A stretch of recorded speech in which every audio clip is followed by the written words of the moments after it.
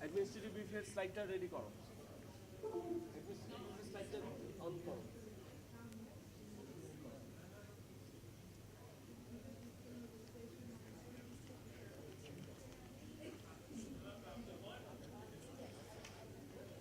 আসসালামু আলাইকুম।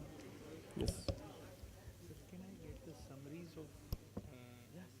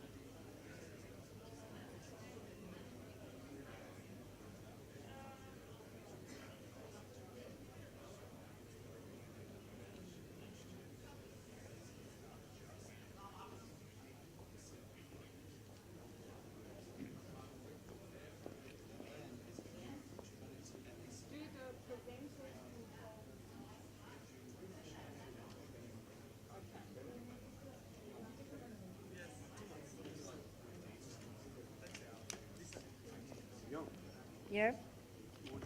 Yeah, this is the slide Yep, changer. so, yep. They can control it from here. Yeah. Okay. This is your paper? No. Oop, that's on. Oh, Yeah, no, that's not mine. অর্ডারটা আসলে সিদ্ধান্তটা নিয়ে দিয়ে দিবেন এটা কি তোমার? Good morning, ma'am. Are you there? Hello, ma'am. Sir, she is already online because the next brief, she will be in. So, ma'am, your PowerPoint will be displayed here or you want to display?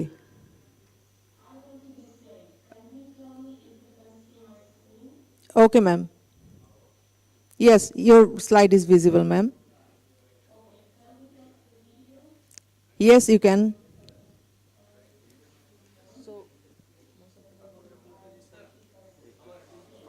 Sir এটা শেষ হয়ে যাক test করতেছে new York থেকে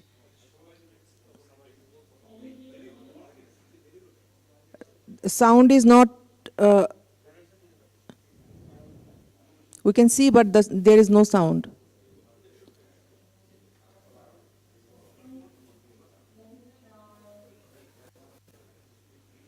So, ma'am, our session will start after 20 to 25 minutes. We will do the test again. Now our another briefing will start.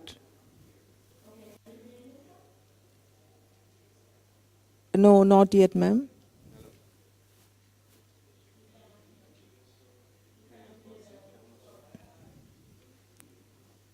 No, we can see the slides only.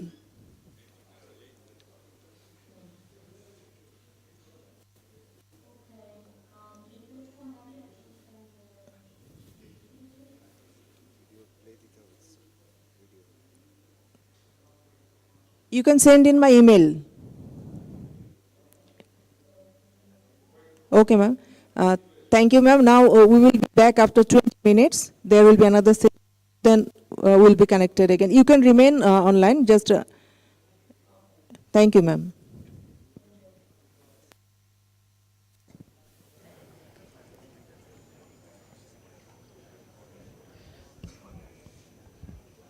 Distinguished ladies and gentlemen, good morning. May I humbly request you to please settle down.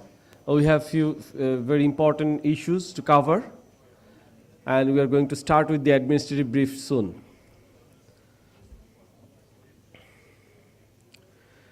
Today is the last day of our 26th annual conference of IAPTC. Just quick few points. Next slide, please.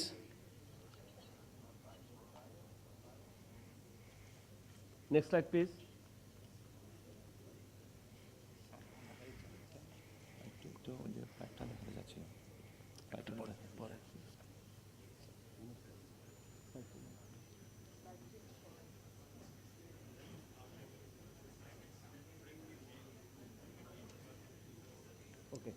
Today we will have two sessions, session 10 and session 11. The session 11 is the regional update. We'll have closing ceremony, and which will start at 1200 hours. So eventually there is no gap in between session 11 and the closing ceremony. And after the closing ceremony, after we come from lunch, you will have the certificate. Those will be displayed country-wise. So you may first seek where is the certificate of your countries are. Then you may collect your one. These all will be available beside the information booth after lunch. Then a separate brief will be organized on the cultural tour, the day-long cultural tour that we have on 4th November. This is very important because some of you will be departing in the evening of 4th, or on night 4th, or on the morning of 5th November. So we may cater for your rooms in Dhaka Cantonment. You don't need to come again in Braxidium. You may check out from Braxidium. You may take your luggage on 4th of November while going for the day-long cultural tour. So that is a part needs to be well knitted, well coordinated. So a separate brief will be organized after just immediately before the AGM or after the AGM. So that's all. That's all from my side, and I'll be now requesting Mr. David Lightburn, the honorary member of our executive committee, to deliver his points. Thank you, ladies and gentlemen.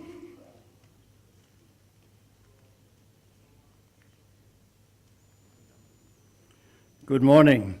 I must say, when I woke up this morning, I thoroughly enjoyed watching last night's dancing on Facebook. It was very, very entertaining to see it again. I have 2 quick points. The first one is about the term membership. Members. Everybody that I'm looking at in this room is a member of the IAPTC. There is no difference between participant and member. If you look at item 1 of our Articles of Association, you will note that the current membership is the participation, the participants of the current conference. We have actually extended that item in the Articles of Association to include the past 2 years. So everybody who participated in Peru, everybody who participated in New Zealand is on a list in the Secretariat's office. And the only implication of being a member and being on that list is that we have the opportunity to get back to you and give you information as it evolves on the IAPTC, and in particular with respect to the next conference. So again, you are all members, and therefore, when we have the annual general meeting later today, we would expect you to come to that meeting and express your views on this conference, on the association concept, and anything else you believe that is relevant to our gathering here today. The only other point is that I would like to go back to my comments of 2 days ago. Is there anybody who would like to take advantage of the IAPTC Plus opportunity? Remember, it's a possibility for us to give you a room, to identify others in this audience who might be interested in the same topic, something that you came here to learn more about and have not discussed with anybody.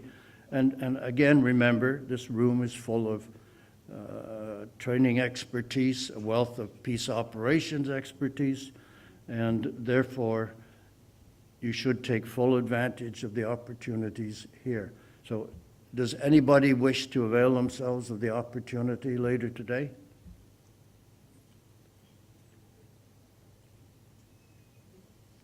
Sir,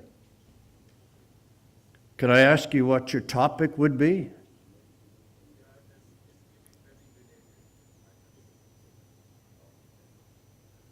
Do we have a mic? No.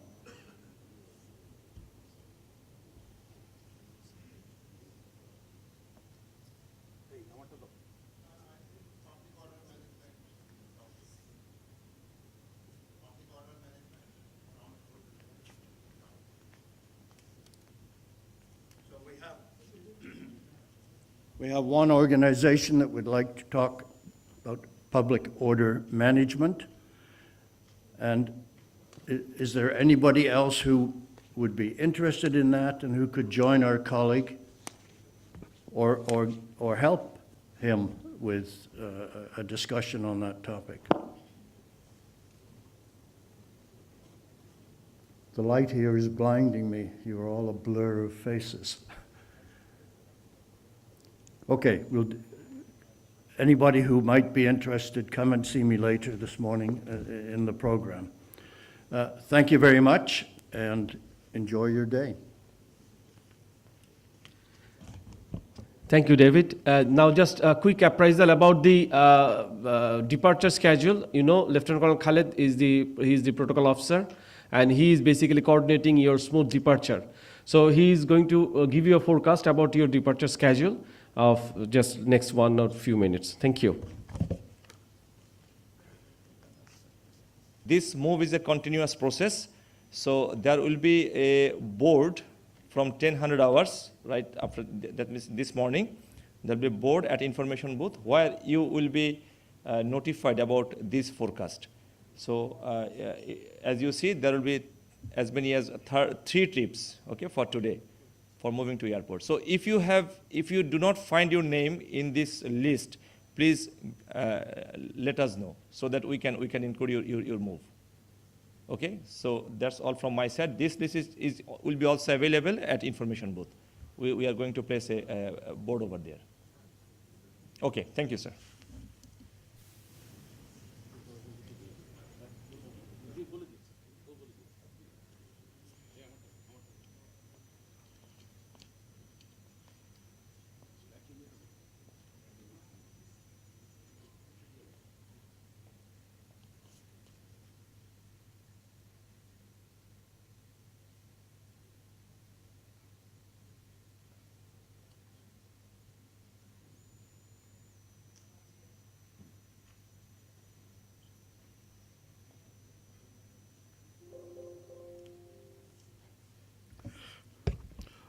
Good morning to you all.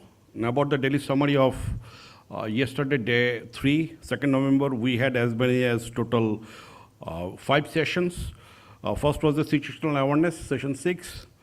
Then performance and accountability. Then we had the action for peacekeeping, F4P and F4P plus.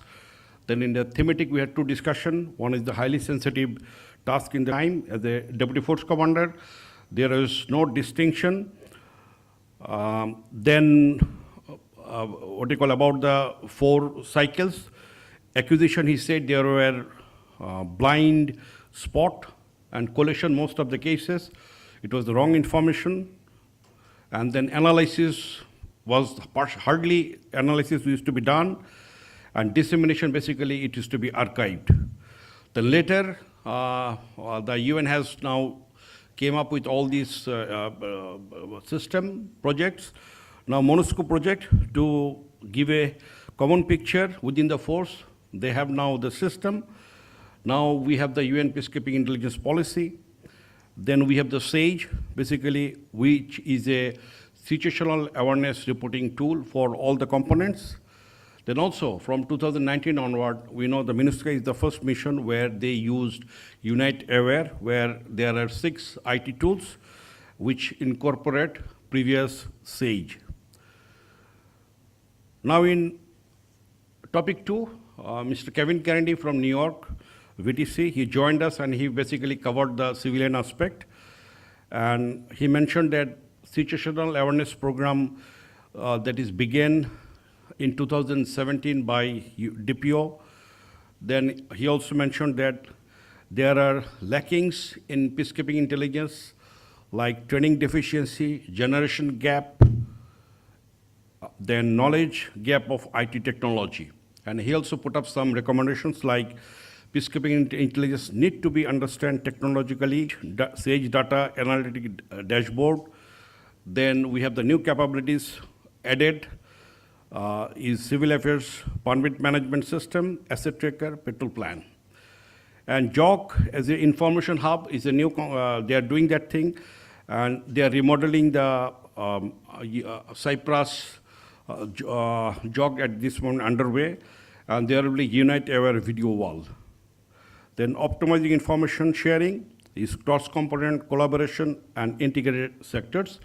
And there is also a timeline for that to enhance the security situational awareness project implementation. Then we had the peacekeeping intelligence, Mr. Guillaume Derme, chief of PICT, he covered that thing. Then he said that to understand the peacekeeping intelligence, need to know the 7 principles. Here, non-clandestine is he highlighted because in the peacekeeping mission it is not allowed. Then peacekeeping intelligence is a multi-layer program. Then professionalism of peacekeeping mentioned that there is a guidance. They are already doing that thing, a policy framework, recruitment, and the training. And for the training, there is a working group, and ongoing courses are like military peacekeeping intelligence that is done in mission. Then MPKI train the trainer, operational peacekeeping intelligence, GMAC, early warning, and critical indicators. And there are also some upcoming courses like Human Peacekeeping Intelligence, the Geostrategical Peacekeeping Intelligence, PKI Fundamental, then Analytical Technique, Tactical, increasing number of training modules and courses related, and also sharing the UNCA facilities with the ITS because they have a lot of equipments there which can be shared by the ITS or anyone conducting course at NTB. Then in session 7, we have the performance and accountability. We had 4 topics and 4 speakers. First was the General Joyshankar Menon of OPSP. He joined through VTC, and he mentioned that OPSP conducted 27 reviews of 13 different operations, and they have identified following systematic gaps which need to be addressed immediately. First is the mindset. We had a lot of discussion yesterday. Then about the protection of the civilian mandate, their lackings. Then initiative by the commanders at all level, there is another issue. Then conduct and discipline also. Then peacekeeping intelligence. Then breaking routine and predictability. And finally, he emphasized on the training needs for all these tasks. Then we had the military performance evaluation system. Commander Vladimir from OMA, he covered this issue. And he mentioned about that, repeated that military performance management system has got evaluation cycle, like first is self-certification, then in-mission evaluation, then lesson learned and best practices, and finally the pre-deployment training of the cycle. Then he also mentioned that there are a good number of UN military unit performance standard, as you already completed, you can see the list. And also he mentioned that there is a resource availability at peacekeeping, and he mentioned about the, much talked about the strategic guidance framework for international policing. Then United Nations Police Architecture also program, he covered that one. And also gender parity, which is a challenge, and he mentioned how about the progress. And also he mentioned about the key advances for the police performance which are being done in 2022. Our last speaker was from Conduct and Discipline, Mr. Bernard, and he reminded us about the UN 3-pronged approach to conduct risk management, like prevention, remedial action, victim assistance, and support and enforcement. And he also mentioned that at the command and risk management, field mission should have a misconduct risk management plan, and he emphasized that commanders at all levels has responsibility to maintain that. And he also highlighted regarding the reinforcement training package on conduct and discipline, and during the discussion, he informed that they have the online support for anyone asking, they can provide that one. Now about the session 8, we had 2 topics, and main topic was action for PA4P and A4P plus. Our first speaker was from Korea, Republic of Korea, Colonel Kim, director. He basically highlighted the Seoul initiative, ministerial meeting, where they had the technology and medical building peacekeeping.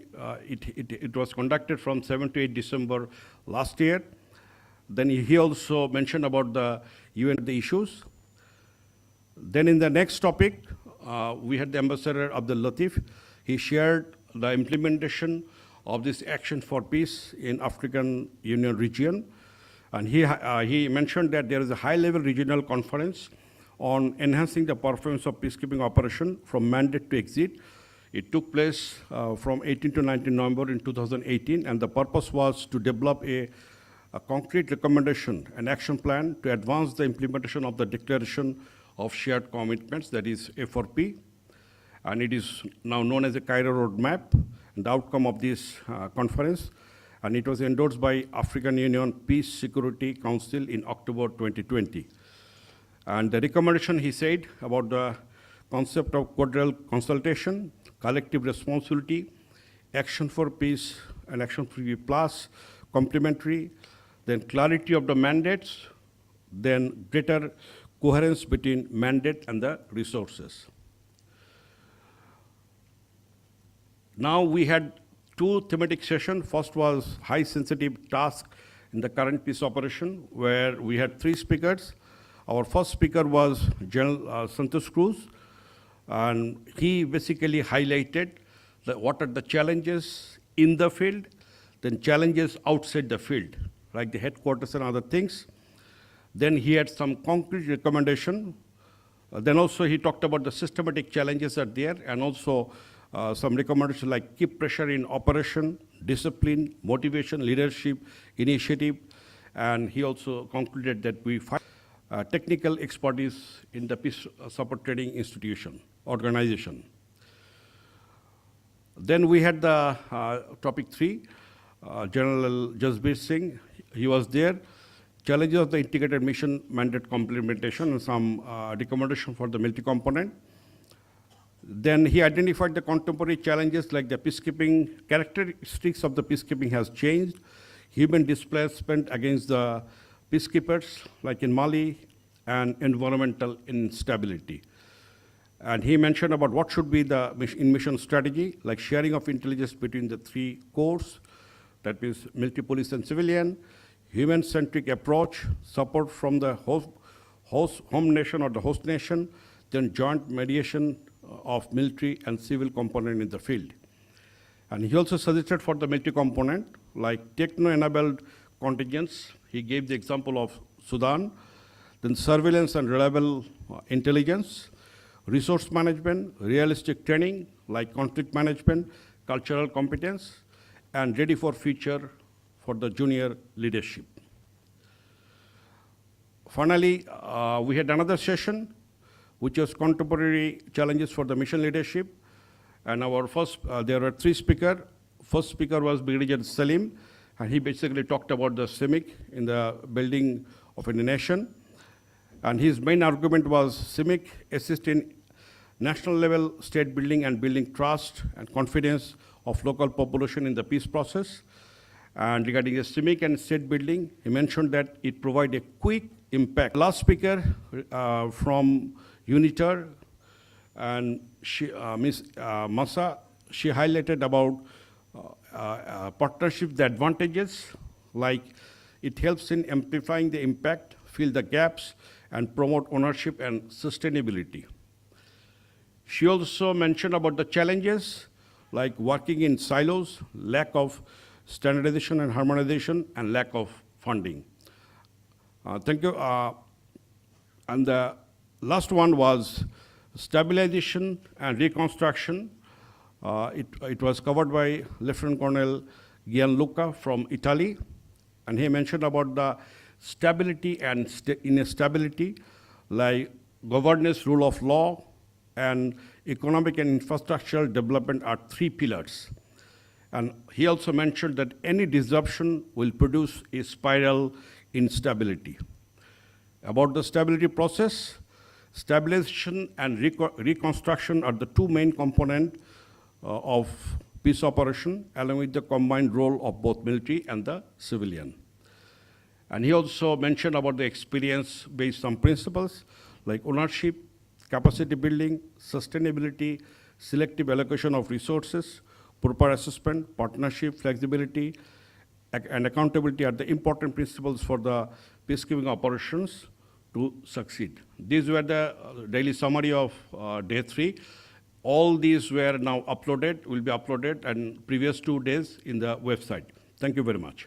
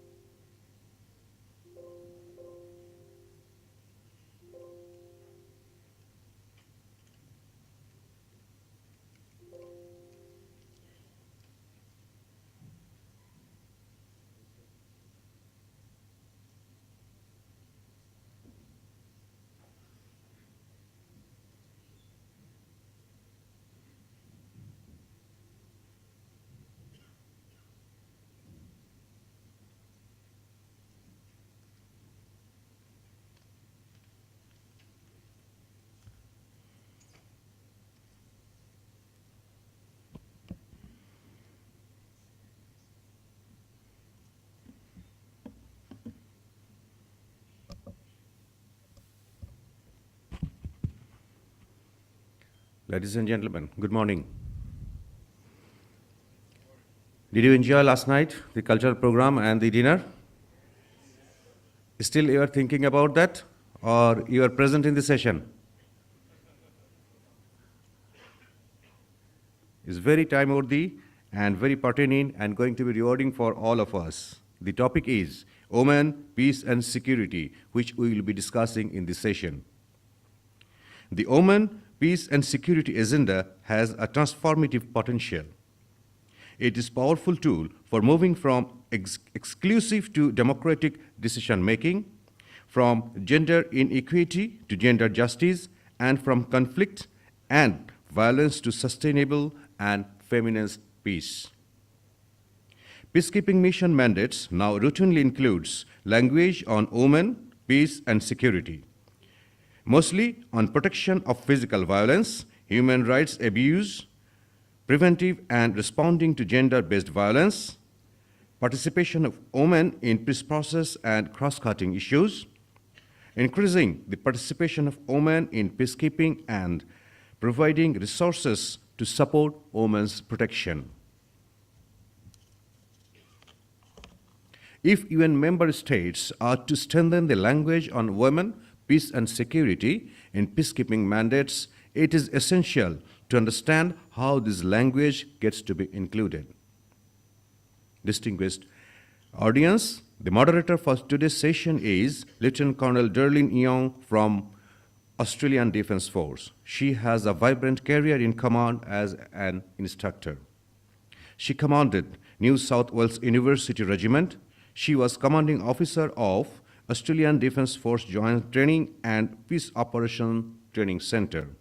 She was also chief instructor and conduct and discipline, sexual exploitation and abuse, and the cross-cutting themes.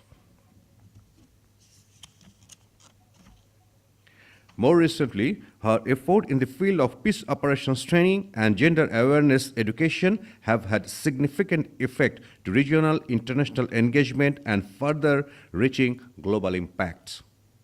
She is current member selected on the United Nations Senior Women's Talent Program and has successfully completed the UN Senior Mission Leadership course. The moderator has postgraduate studies in education, leadership, and gender. She has authored event-specific training material and articles in various professional journals. In a civilian capacity, she has concurrently served for over 13 years in senior education and research leadership positions. Respected audience, now may I request the moderator to come on the stage and start the proceedings of today's session. Respected moderator, thank you.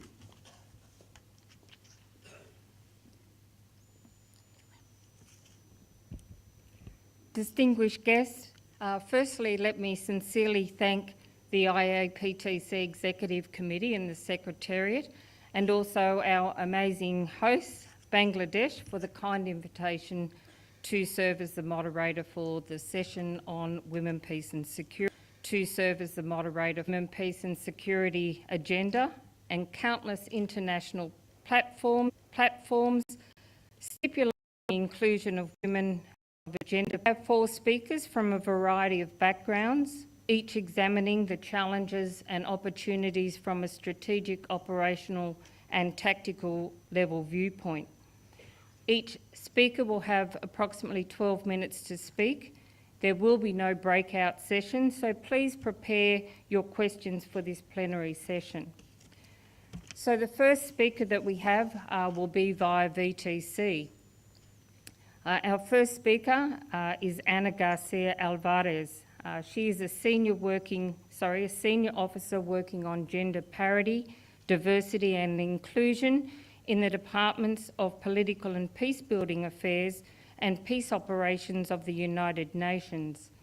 She has over 9 years of experience in the development and implementation of gender equality and diversity strategies both at UN headquarters and in the private sector.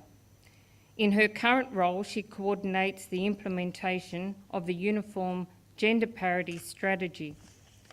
Our second speaker is here today, and I'll ask Carly up on the stage. Ms. Carly Volks, following her graduate studies in international affairs, she joined the Canadian Department of Foreign Affairs, Trade and Development in 2005, working on the Ottawa Convention to ban anti-personnel landmines. From 2008 to 2009, she served with the UN AU mission in Darfur, focused on mine action. Her work from this time focused on improving the deployment of civilian experts. General Abdul Hafiz retired, and I'll ask you to come onto the stage, sir. He was commissioned in the Bangladesh Army in 1977 and has served as the Chief of General Staff of Bangladesh Army. He has served as a force commander in UN operations in Ivory Coast, also force commander in Western Sahara. He was a military observer in the United Nations Iraq Observer and has also served as a Chief Military Liaison Officer in Croatia. He was head of the UN Military Liaison Officers in Ivory Coast and later served as the Deputy Force Commander of there. The General is a graduate of the Defence Services Command and Staff College. He did his Infantry Officers Advanced course in the US, and he graduated of Inter-Services War College, France, and a graduate of the National Defence College, Mirpur. He commanded 2 infantry battalions in counterinsurgency in Chittagong tracks. He held the appointment of the Commandant of Bangladesh Military Academy and has served as a General Officer commanding the 33rd Infantry Division and Area Commander. Later, he also commanded the 11th Infantry Division in Bogura. The General is currently the Chairman of the Maslin Capital Limited, a venture capital company, and works intermittently as a United Nations consultant. Thank you, sir. Our final speaker, Ms. Zhangrong Huang.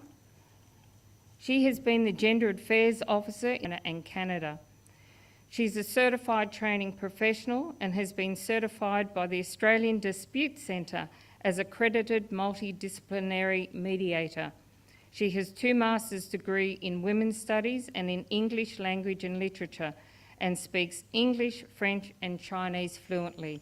So thank you, and we look forward to the 4 speakers.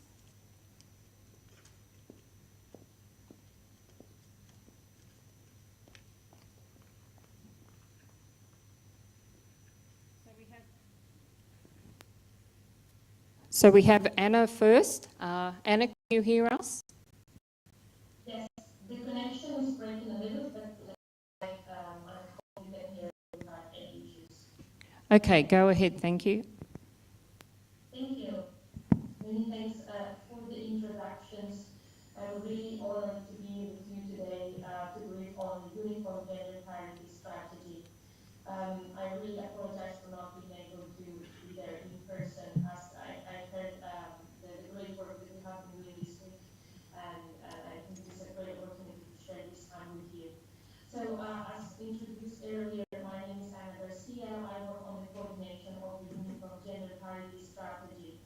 So today I will go over the progress achieved since the launch of the strategy at the end of 2018. Also will highlight a series of challenges that we are still facing in implementation, and also discuss. This will be a great way to start the conversation by listening to women peacekeepers themselves.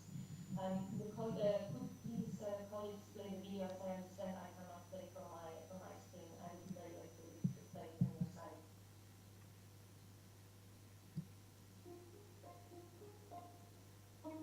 Welcome to Season 3 of Seeking Peace, a podcast from Georgetown University's Institute for Women, Peace and Security. I'm Elaine Revere. This season, we're collaborating with the United Nations Department of Peace Operations and Our Secure Future to explore the role women have in bringing lasting peace to their communities. From the Democratic Republic of the Congo to Cyprus, from South Sudan to Kosovo, you'll meet peace builders, peacekeepers, journalists, and politicians. As a woman, my voice is higher than men, and when I would call to the gun line, they knew there was a woman on the other end of free you and the gun line didn't fire. As a woman in a male-dominated environment, it has never been easy.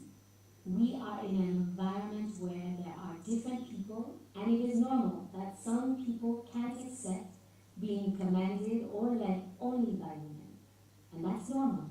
But we use this management strategy to explain and raise awareness among those who may not agree. It's not just about numbers, and it's not just about having women in stirring. There are those countries who have been quite good at recruiting women, but their culture and their gender sensitivity. Progress in this important area.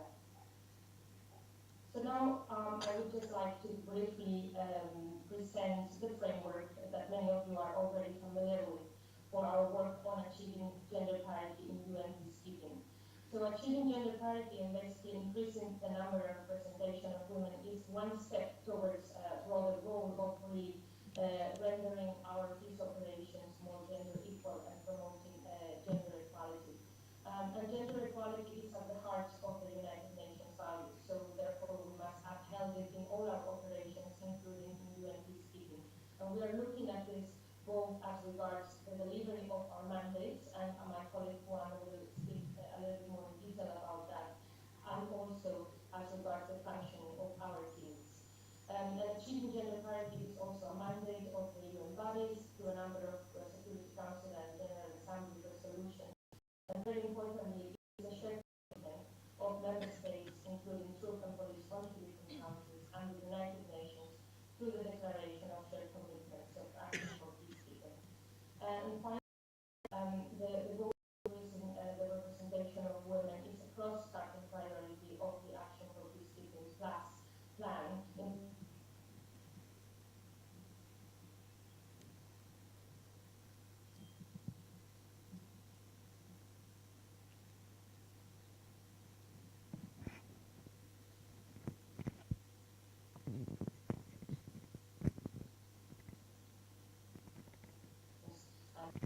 For all these.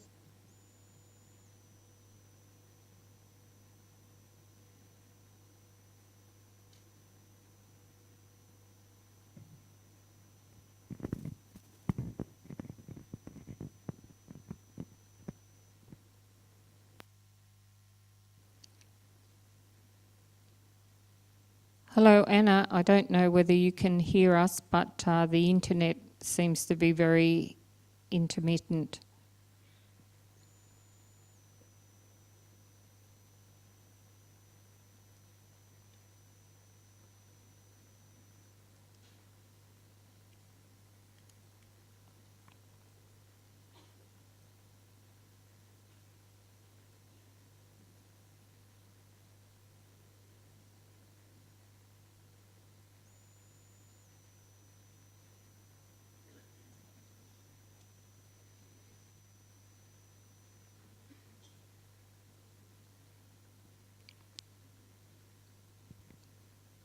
Hello, Anna. Can you hear us?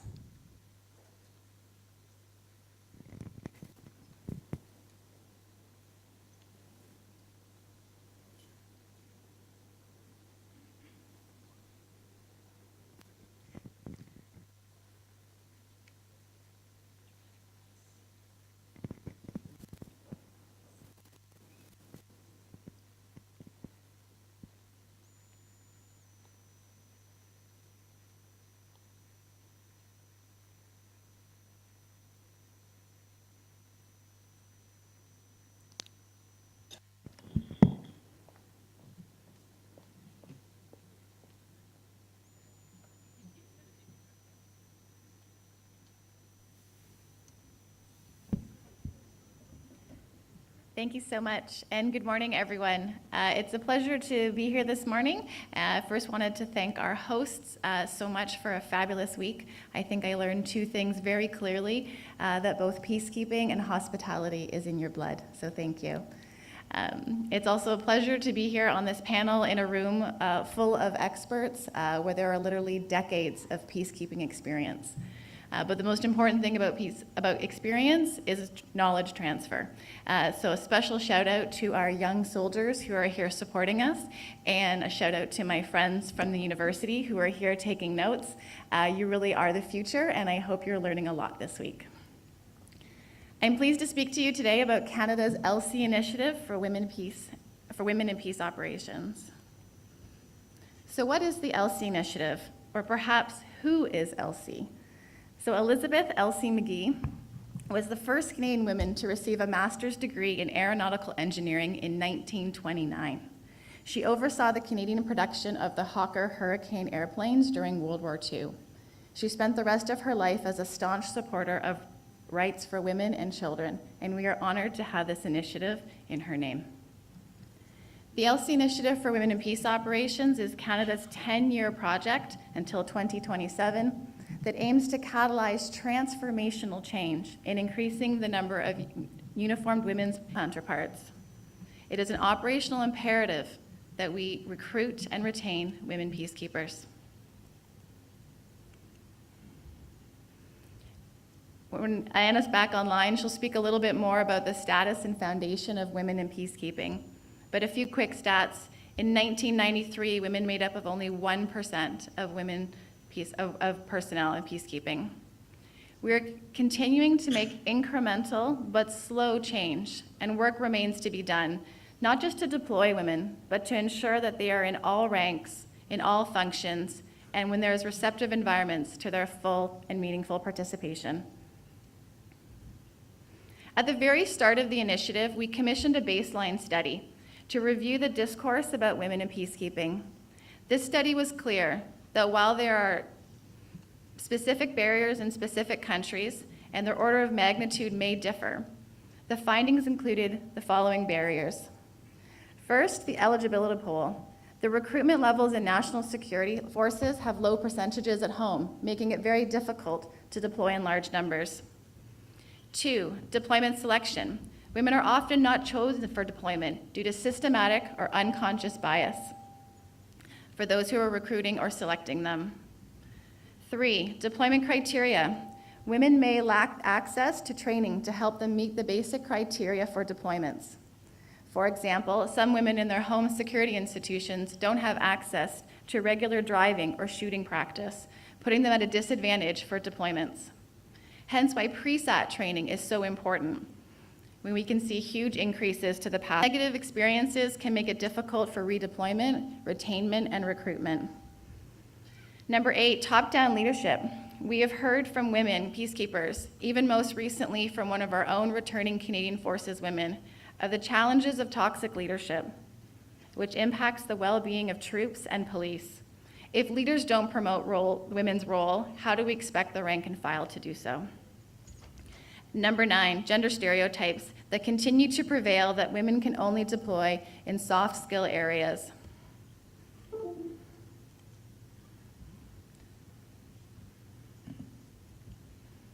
Based on these barriers, our initiative developed 6 key components, which I will outline for you. Briefly, first, our partnerships with troop and police contributing countries. Canada's supporting barrier assessments and implementation activities in partnership with Ghana, Zambia, and Senegal. Number 2, the UN LC Initiative Fund, which is currently a $32 million multi-party trust fund. Number 3, receptive environments to improve the conditions, from sexual harassment policies to equipment to camp designs. And this is underpinned by our work in advocacy, targeted research, and monitoring and evaluation.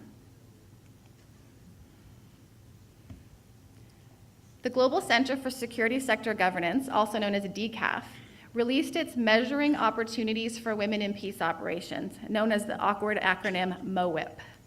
With data from Ghana, Senegal, and Uruguay, they released actionable recommendations for international peacekeeping.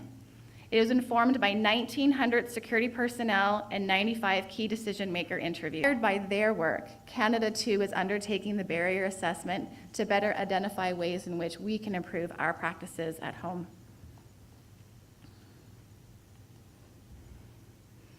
The UN and LC Initiative Fund, the money. Created by the UN, outside experts, our contact group, and our member states. The Fund Secretariat is hosted by UN Women, and has three main components. One, conducting barrier assessments of any police or military organization. Number two, an incentive, a premium to deploy gender-strong units. Number three, flexible project funding for UN organizations, police, or military organizations. Beneficiaries from the first programming round have already been launched. It includes Jordan, Liberia, Mexico, Niger, Senegal, Sierra Leone, and Togo. Beneficiaries of the second programming round: Bangladesh, our hosts, Cambodia, Ghana, Ivory Coast, Uruguay, Uganda, and UNIFIL. The ELSI Initiative Fund will launch its next round of programming in January 2023. You can visit elcifund.org or see me at the coffee break to learn more about how to submit your letter of interest for the fund.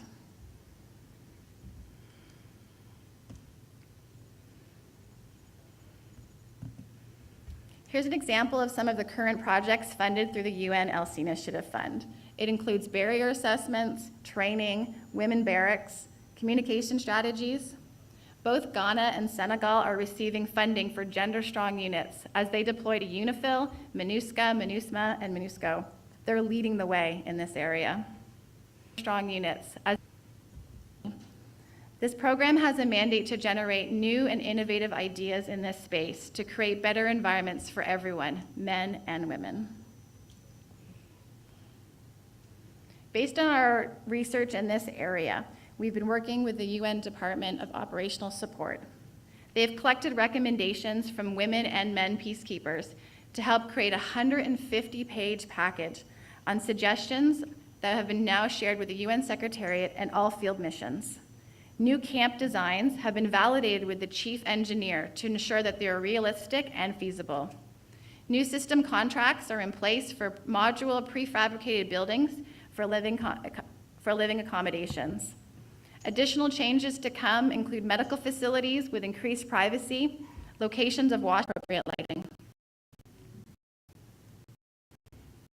Advocacy events.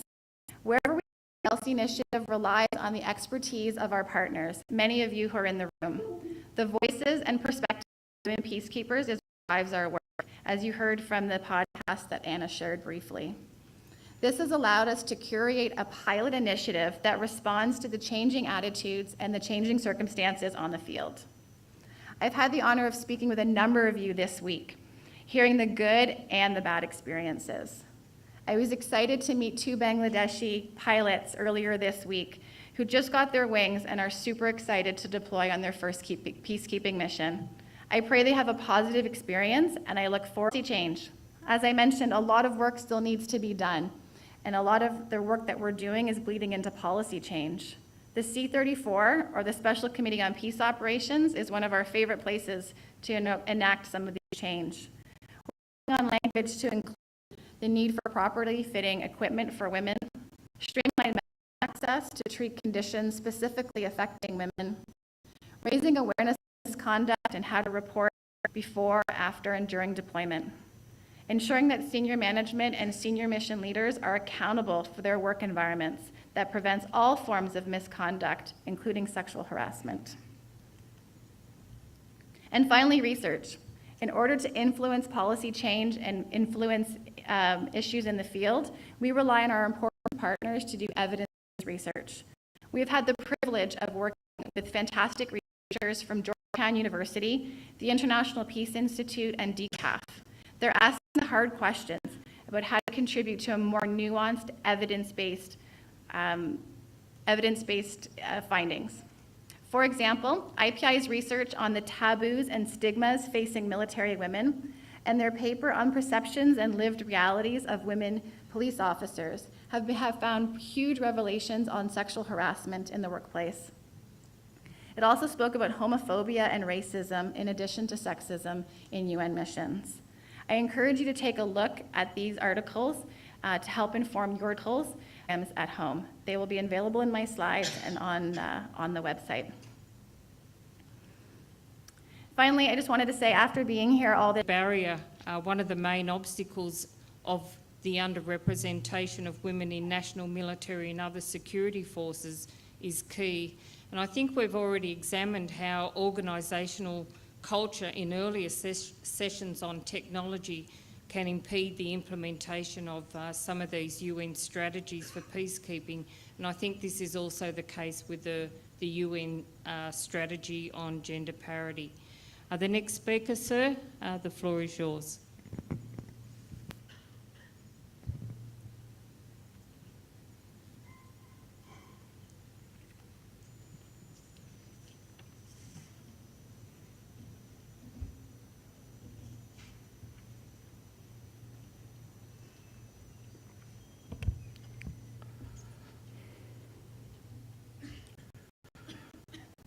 The moderator of this morning's session, Lieutenant Colonel Young, distinguished participants, Assalamu alaikum and a very good morning.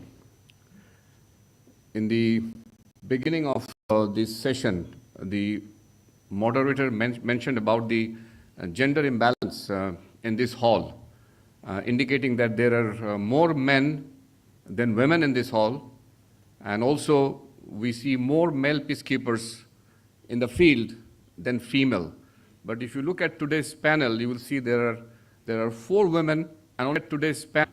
So I believe that there is a gender imbalance against male presence in this panel. Okay.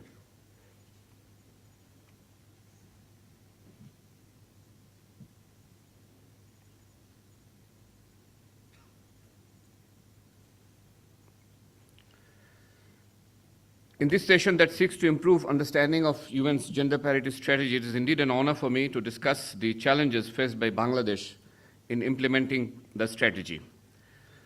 You will all agree with me that through the adoption of UN Security Council Resolution 1325, member states recognized that women's participation in peace negotiations, mediation, and peace building is critical to long-term and sustainable peace. Being the initiator of this resolution in the Security Council in the year 2000, Bangladesh continues to be a champion of the WPS agenda in the UN and beyond. Nevertheless, it would be worthwhile to look at where does this top troop contributing country stand with regard to implementing UN's gender parity strategy. Dear participants, in the year 2017, 2 women combat pilots of Bangladesh Air Force, Flight Lieutenant Naima Haq and Flight Lieutenant Tamanna Lutfi, participated in MONUSCO in the Democratic Republic of Congo. 5 years ago from now, these 2 women pilots challenged the prevailing gender roles, showcasing women in combat activity. It would be pertinent to mention that Naima and Tamanna demonstrated that women in non-Western countries do have choices, they have platforms, as well as opportunity for peace operations. As a result, from the year 2019, Bangladesh Army started deploying female soldiers in the contingents. It may be mentioned that female officers have been participating in peace operations from Bangladesh from the year 2005.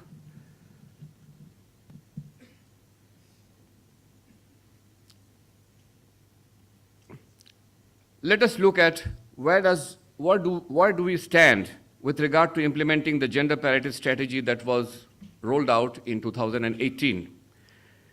You can see in the slide that Bangladesh should have the target that has been set that Bangladesh should have 9% of female participation in the peace operations. But as of today, in 2022 or end of 2022, we have achieved 6.8%. That means we have 363 officers and women in the field. So therefore, there's clearly a shortfall of 115 female peacekeepers in the field, which is 2.2%. Now, if you look at the UN military experts on mission and staff officer grade, then you will find that there is a need for achieving 19%, which is equivalent to 31 female peacekeepers. Currently, we have 24, which is 14.7%, so there is a deficiency of only 7. So we'll briefly look at the challenges, the barriers. For Bangladesh, a country that has For this reason, Army is struggling to deploy female NCOs in the engagement teams within the infantry battalion. So the expected command by the female non-commissioned officers in the engagement team is yet to be materialized. Female officers were commissioned in Bangladesh Army in the year 2002. They are now in the rank of lieutenant colonel and equivalent. The country needs more time to deploy female officers in the higher ranks in the peacekeeping. The next is the cultural constraint, socio-cultural constraint.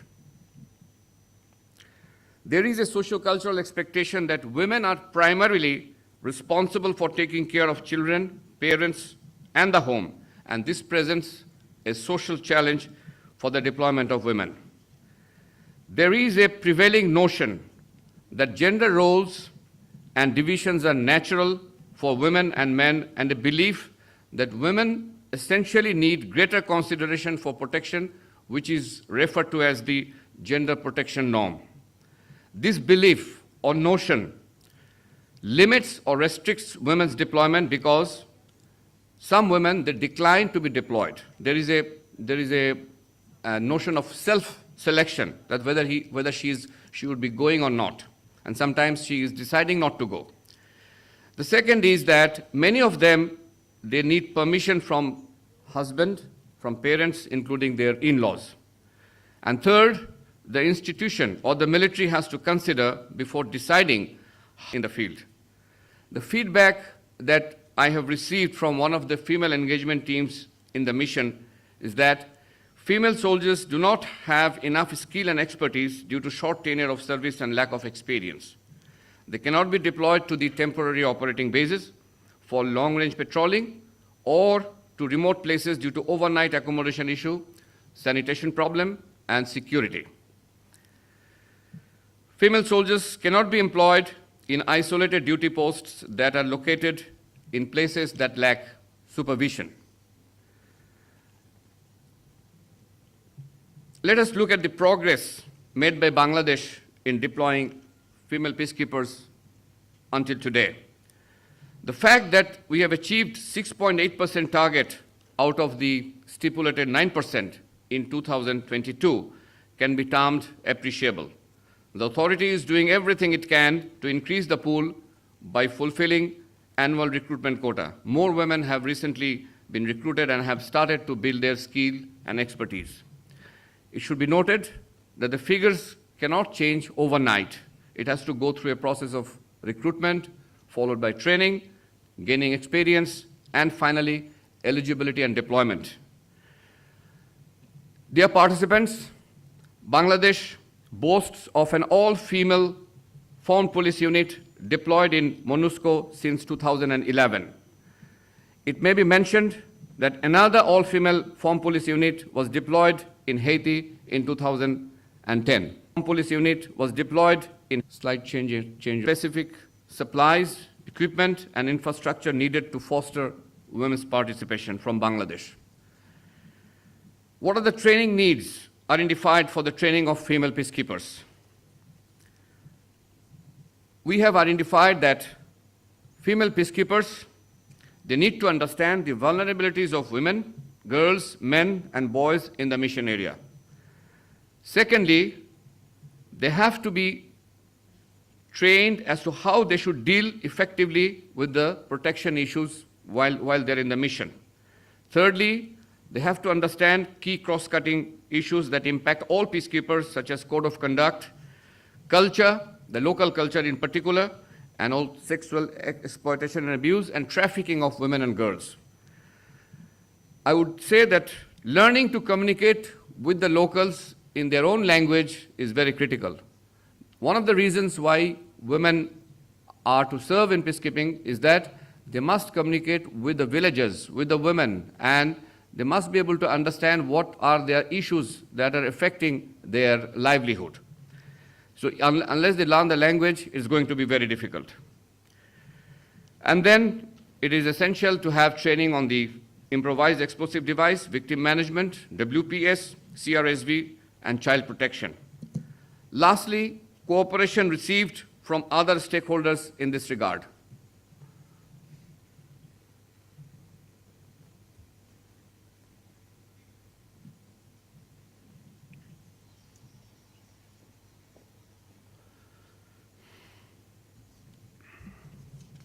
For the welfare and for the betterment of women all over the world. And they extend support to BIPSOT as and when required by providing necessary subject matter experts and information.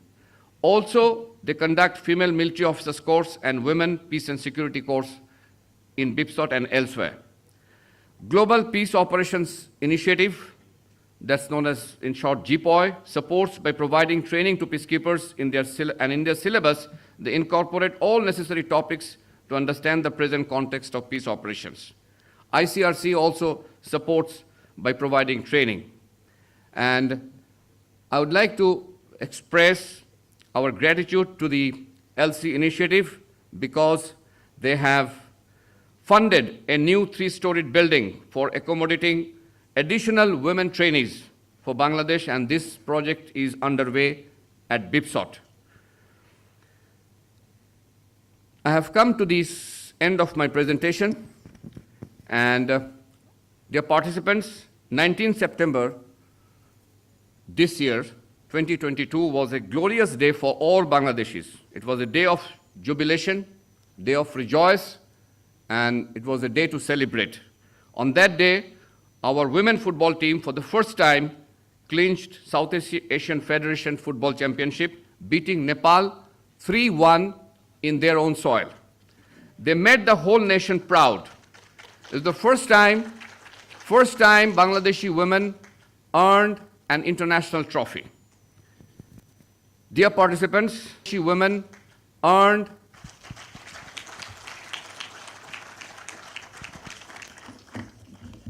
Thank you, sir, particularly for your honest and transparent case study identifying the challenges, but we also commend your progress.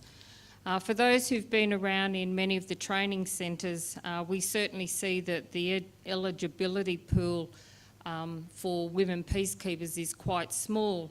And I would just like to highlight the fact that while we're ever trying to meet these quotas, we see the same women deploying over and over again. In our military, we limit and restrict deployments, whether you're male or female, due to the link to burnout or increased risk of mental and health-related issues. So I think we just need to take into account that whatever we're trying to meet these quotas, we seem to be deploying the same women over and over again, and there's also social implications for that as well. The next speaker we have is Ms. Wang, so we welcome you to the stage. Thank you.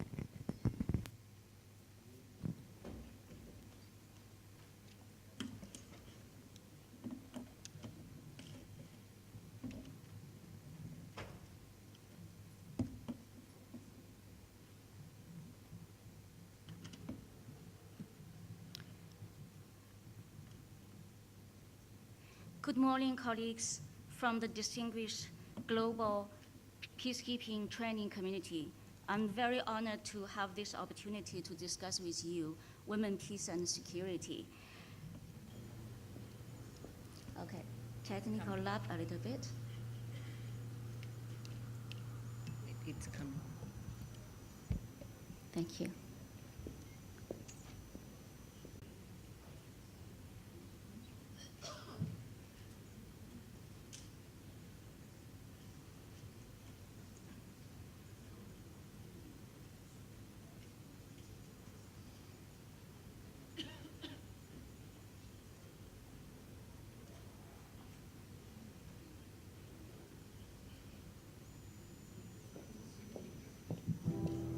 Welcome.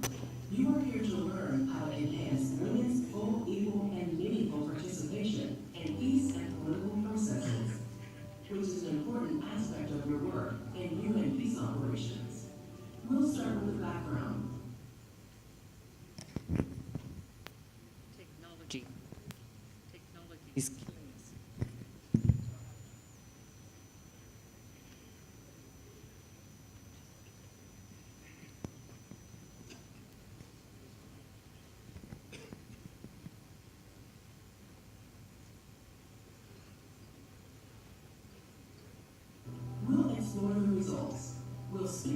work. We'll look at a case study. We'll show how to measure the results. And finally, we'll offer questions that help you think about women, peace, and security to make a real difference through your work.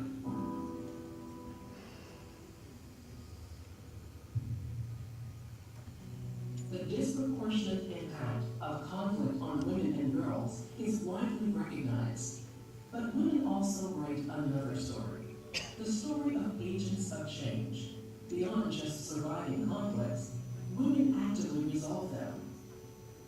Security Council Resolutions 1325 and subsequent resolutions affirm the important role of women in preventing and resolving conflict and stress the importance of their equal participation and full involvement in maintaining and promoting peace and security. Women as a resource for peace process is so tragically untapped because we will not be here, or at least we will not be as far in the disability sector. But rather, if we had actually taken the time to stop and listen to women. La résolution 225 du Conseil de sécurité nous implique dans la gestion, dans la protection, dans la consolidation de la paix, toujours avec autour de la femme. Une femme a eu le courage de s'engager parmi les signataires de l'accord de paix. C'est une première dans le pays. And peace and political processes is a non-negotiable priority of the Department of Peace Operations. This is outlined in the Secretary General's Action for Peacekeeping Initiative and his call to action on women transforming peace and security to peacekeeping partners to embrace feminist approaches to transform women's participation. The department's gender policy emphasizes women's full, equal, and meaningful participation in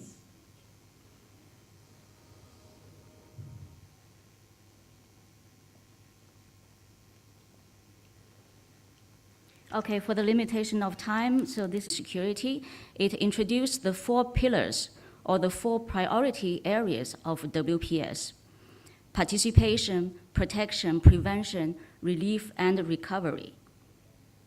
So these Security Council resolutions, they provide the normative frameworks for UN member states and civil society on how to implement WPS mandate. Then how does DPO implement WPS mandate? DPO's implementation of WPS mandate is guided by the policy on gender-responsive UN peacekeeping operations, the Secretary General's Action for Peacekeeping Initiative, we call it A4P, and also A4P+. A4P+ is the implementation strategy of A4P from 2021 to 2023. Women, peace, and security is one of the 8 commitments in A4P, and it is composed of 3 areas of work, or we call it 3 priorities. Priority 1 is ensuring women's is composed of 3 priority 1 is ensuring women's meaningful participation in all stages of the peace process, and the is systematically integrating the perspectives of analysis, planning, implementation, and reporting. And the increase the number of civilian and uniformed women peacekeeping force and in key positions. So the areas here is more on the gender-responsive UN operations. Area is on the parity within the UN peacekeeping operations. So we also call this women in peacekeeping. In years, because of the pressure and PCCs to implement the UN parity strategy, which my colleague Anna just mentioned at the beginning, there has been a dangerous trend of convoluting the third area of work with the whole year's agenda. And so because of the pressure of the TCC and PCCs, I have seen there are many when I talk to colleagues, as soon as I mention women's peace and security, they will say, yes, we are very hard to deploy more women peacekeepers in the field. And it looks like for them, this is all about the women peace and security. But this is a misconception. Peacekeeping is processes at the national, at the local, national, regional, and international levels. And if we look at the pillar of prevention and protection, actually the uniformed peacekeepers play a very significant role in these two pillars. For example, in protection, how can peacekeepers more effectively protect women from SGBV, from CRSV, and other forms of violence? Do you consult community women in designing your patrol route? Do you consider the specific needs and concerns of women in planning your operations? And in terms of prevention, how do you prevent women from all forms of violence? Do you involve women in early warning mechanism? So these are all the questions that we can ask. These are all the areas that we as trainers can train the peacekeepers on. So that's why I say if we just only focus on increasing the number of women peacekeepers and ignore the other two important areas, then we might jeopardize the whole WPS agenda. There is a Chinese saying, if you only focus on one tree, you might miss the forest. So let us not miss the forest. So the next point, I would like to go back to the theme of this conference, the digital transformation. I would like to introduce some efforts DPO took to digitalize training on WPS and share some digital resources, capacity strengthening strategy on women, peace, and security, which aim to enhance capacity strengthening on WPS through the efforts in 5 areas listed here. So for the limitation of time, I will not go to the details, but just to mention that in the strategy, we also mentioned about the plan to digitalize training as a way to diversify method of delivery. So in 2020, after COVID hit the globe, we took quite some efforts to digitalize training on WPS. This include turning the DPO gender equality and women peace and security resource package into online interactive versions. The DPO gender equality and women peace and security resource package, we designed the book as a very practical how-to guide that provide concrete practical guidance on implementing WPS mandate, including some good practices and case studies drawn from the field. The package is modular, and each chapter can be used as a standalone source that the users can navigate directly to the chapter. And when we actually first developed the book, it was in the PDF version, and we printed out. And when we print, we make sure that each chapter can be taken out so that it's convenient. It was in the PDF version, and we printed out. And we make sure that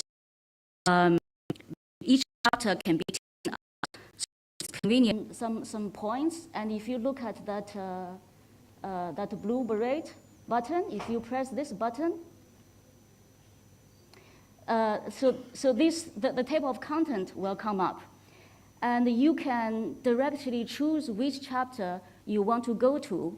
For example, if I want to go to protection of civilian, so we click on it. So this is the protection of civilian chapter. And this chapter will tell you about the normative frameworks, about why we want to integrate gender and WPS into the protection of civilian, and how we can do it. And it provides some also quick links of the quick links of the WPS indicators, some case studies, questions. For example, here the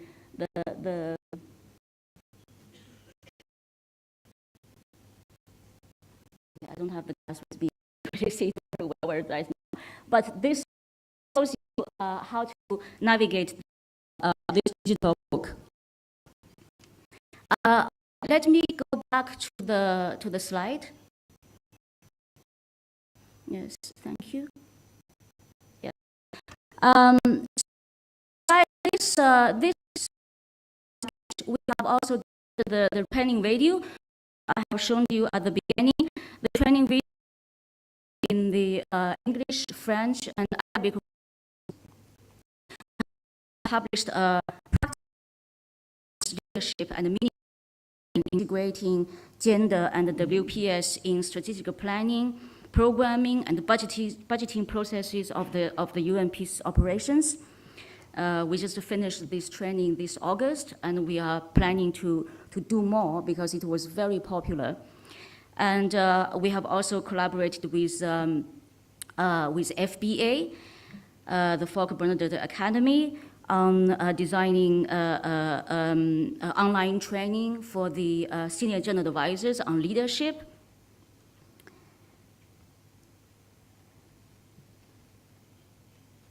And we have also developed the WPS indicators. We have 15. The purpose of developing these indicators is to measure progress on the implementation of the WPS mandate. So we have like the 15 core indicators which every mission has to report on, and we also have 8 selective indicators which the missions can choose to report on based on their mandate. And then we developed a gender dashboard to input this data collected through the indicators. And we are planning to have some related trainings on data submission for the field missions. Gender unit have also established a gender equality and women, peace and security community of practice as a collaborative workspace to share information, knowledge, guidance, and learning related to the implementation of WPS mandate. So this is the community of practice. So this community of practice is through Microsoft platforms, the Microsoft Teams and UN SharePoint. 2 platforms are the DPPA staff, other UN entities, and Peacekeeping Research and Training Institute, and other peacekeeping stakeholders. You're all very welcome to join this community of practice. I really hope we would have the chance to communicate with you, to interact with you on this platform. And here are some women, peace, and security resources that we want to share with you. We have the policy on the gender responsive UN peacekeeping operations. This policy is due for review right now. So within these 2 years, we should be able to complete the review of this policy. And once it's finalized, we will share the new version with you.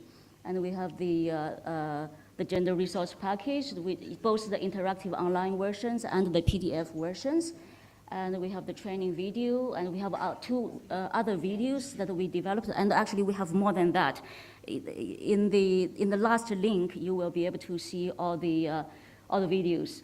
And we have this Secretary General's call to action in 2000, which is the 20th anniversary of 1325. We organized a roundtable discussion of the Secretary General with 4 women leaders from the peacekeeping context to talk about how to further advance women's participation in the peace and political processes. And at the end of the discussion, the Secretary General launched this call to action.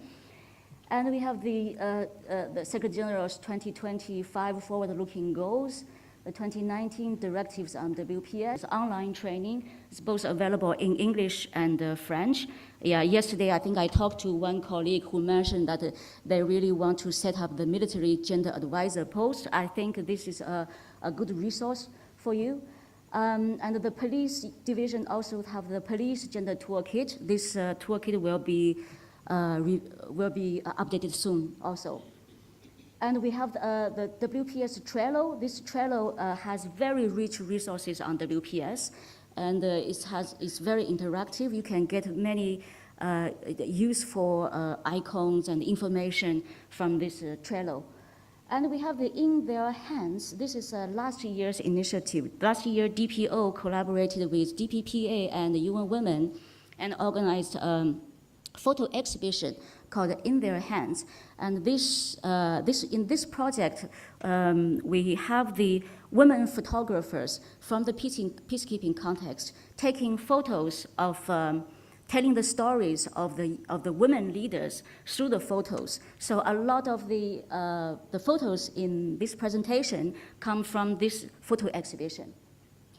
And there is more in the peacekeeping website, the Women, Peace and Security webpage of this peacekeeping website. And all these resources are on this website.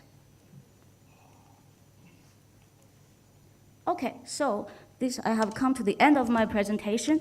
Thank you very much for listening, and I stand up for questions. Thank you very much for listening.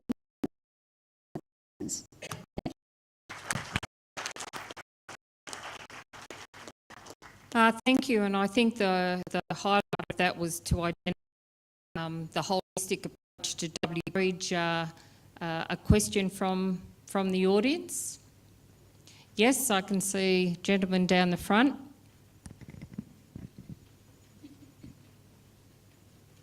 Once again, if you can introduce yourself, please. Morning, my name is Gustavo de Carvalho from the South African Institute of International Affairs and the University of Johannesburg. First of all, thanks very much for this fascinating presentation, and I'm trying to be very brief because we don't have a lot of time. My question I would like to ask to Carly from Global Affairs Canada.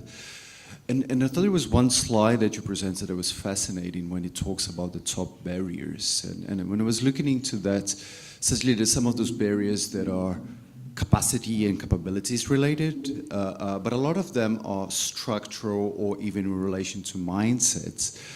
So I'm wondering, within the ELSI initiative, how much balance do you give in terms of the initiatives that are more training related and in terms of capacity related to those that are more related to policy and both in terms of international policy, but particularly when it comes to those eligibility constraints and the capacity of TCCs and PCCs to actually to deploy those.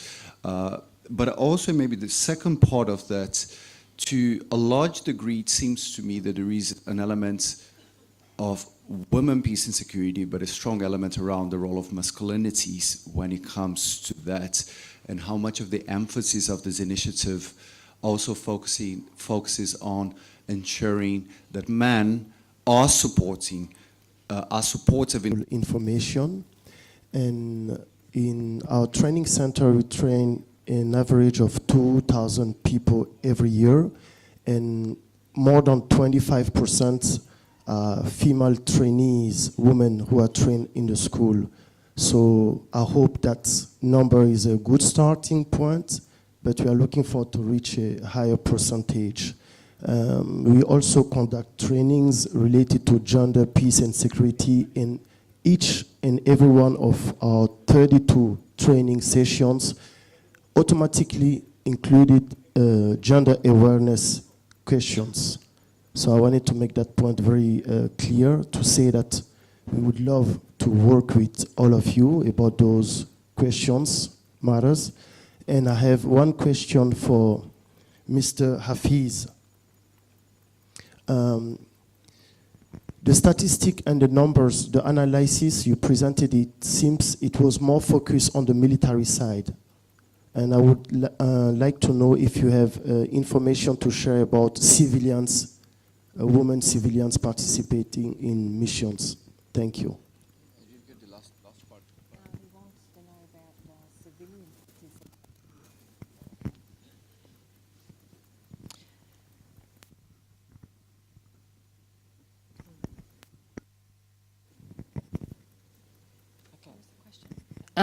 we've been told just to keep it at these two questions. We're a bit tight.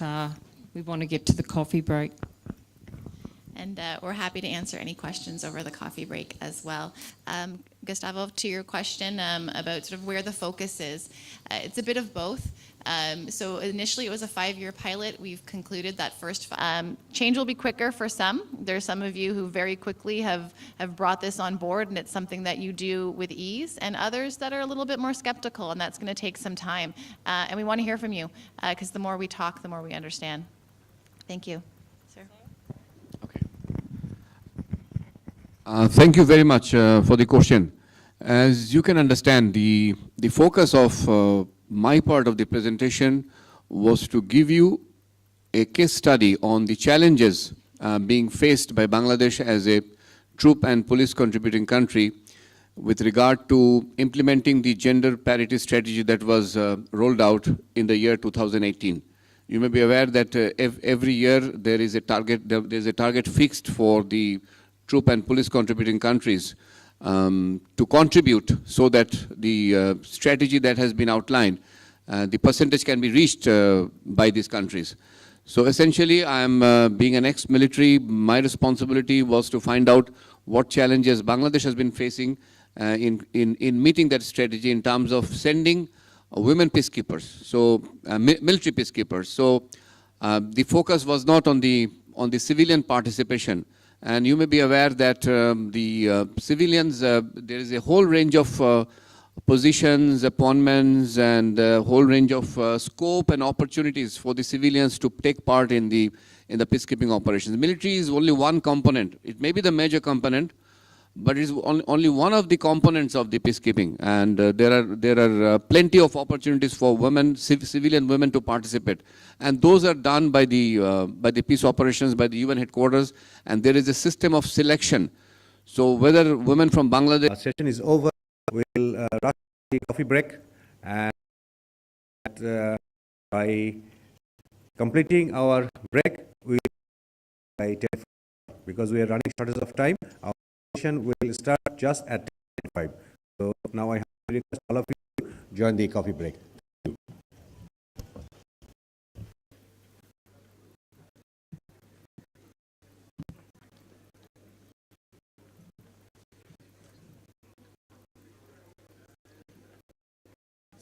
Sir, excuse me, sir.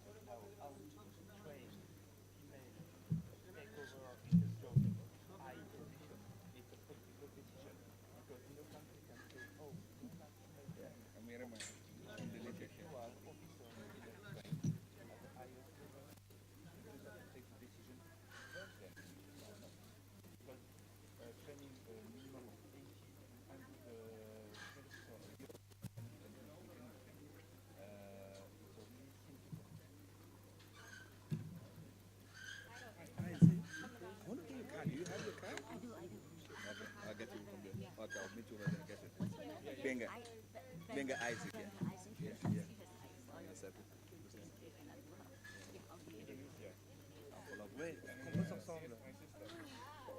I didn't wear the glasses today, and I forgot the glasses. I don't know, but Yeah? yes. I did. And so there's a lot of things that, most times we don't, I love most times Okay. other groups, not to come into, but I love just talking about women and the different diversity. Why do we do it? Because we're not, a lot of them have not understood the concept. Talking about women and all of that, adding that layer, feminism into it. Wait, by the No, region. when she was presenting, she used the language. We used feminist approach.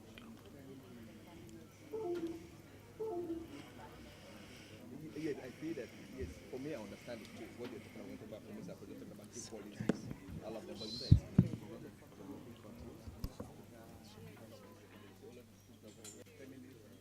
it brings a different meaning into the head.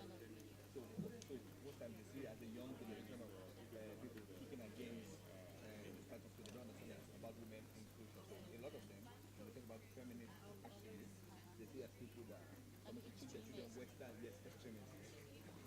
So it's a very big concern. They see that's extremists and all of that. So that's what I'm saying, that maybe just, yes, yes.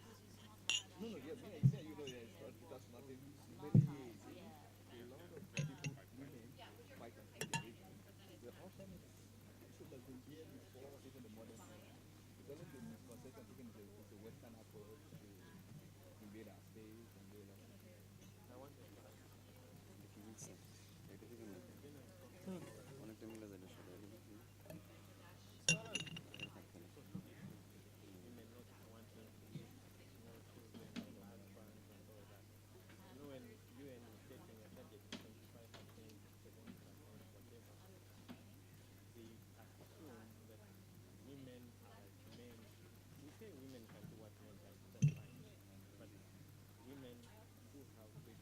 The same. Let me tell you why. Let me tell you why it's not the same. Maybe when you come from different backgrounds. I know exactly a woman, when I was working in Liberia, I know exactly one woman. She just gave birth to a baby, and then she got this opportunity to go to Liberia for at the police. She immediately left and went there. And left the baby? Yeah, she left the baby. She just gave birth and she didn't immediately left it. In African culture, yeah, you're considered a Muslim when you leave a baby when you are a woman. But why men cannot take care of the baby? Yes, they why can. the father cannot take care of the They baby? do. That one they do. That one they do. But let me give you an example. Let's go to animals. Yeah. Let's go to animals now. Even if it was a cow, when you give a birth, the love of a mother, if you Google, love of a mother is not the same feeling as, because it is you, the pain that comes from you is not the same as a man. A man can have as many children as you do, but in terms of the woman, carry a baby in your womb and then breastfeed, the attachment is not the same as a man. It's true, we do. Even us, we do. We have so many women. Yes, civilian organizations. I know you. But this kind of communication that is broken affects so much women psychologically when they see their babies a long time. But I mean, nobody forces women to really go to. It's all voluntary, isn't it? Yes, it nobody is. forces. Yes, Yeah. yes, Even but for the men, it's problem- voluntary too.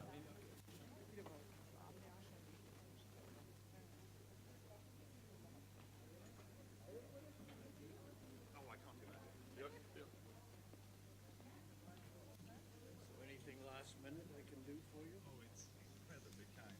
Yeah. But no, I would say it was both. sadly not. I wish there was something, but it's just because there's so many other small components, the usual stuff. So I just need to improvise. Imagine this is where the singers were last night. Yeah, it's extraordinary. But we have other things to talk about at lunch. Yeah.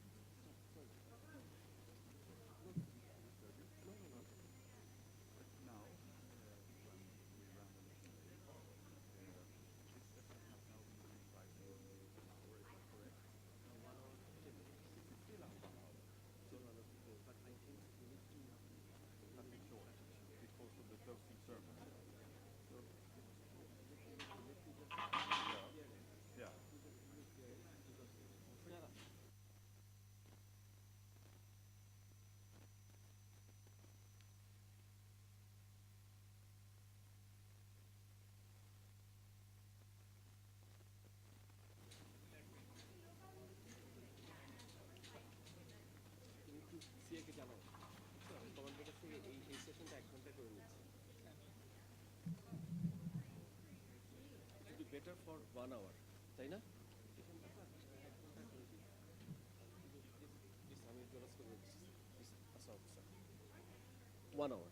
One hour, my friend. I'm afraid so. Yes, we'll have to.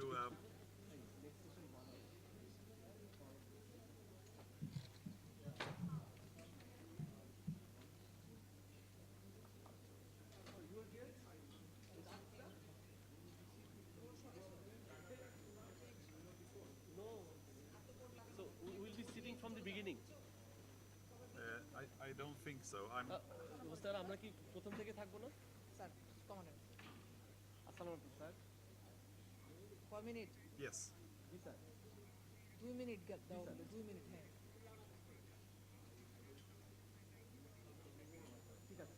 G sir. জি জি। Roger roger roger. আসসালামু আলাইকুম। আমরা কি নিচে থাকবো না এখানে? সেশনে শুরু। তখন কি আমি নিচ থেকে তারপর আপনারা নিচ থেকে Oh, my friend, we'll come from the down. At first, Roberto. No, sorry. Since we are now Running time. yes, That's we need to good. improvise. We need to be peacekeepers and improvise. Wise men think alike. Exactly. We'll start up here.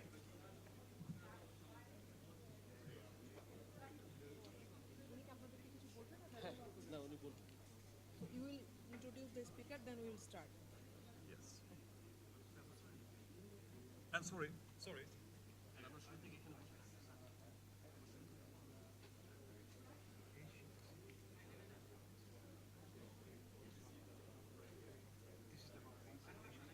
I have God in the friends. That's the difference. But So your profession is to be MPA. yes, I Your researcher. no, I am a practitioner. I have served in 5 nations. 2 military. No. So what is your specialization? Oh, my specialization is in the well, yes, peace and conflict studies. But I am an officer in the reserve, so I have been in 1 UN mission, 1 NATO mission, and 2 high readiness missions. And I have served as a civilian, as a diplomat, and as a UN civil servant.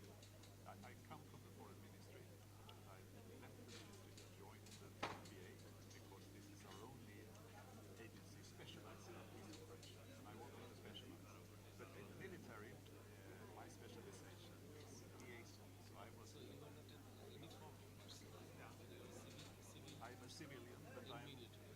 yes, I'm military. Civilian in military.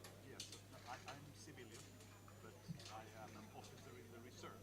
Okay. So I've served in uniform, and then I was a senior liaison officer, responsible for contacts with the warring factions. And my branch back home in the military is anti-aircraft.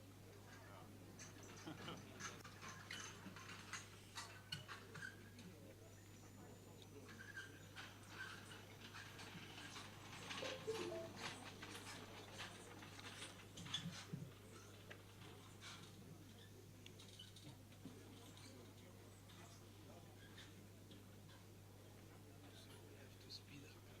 Just 5 minutes. Indeed.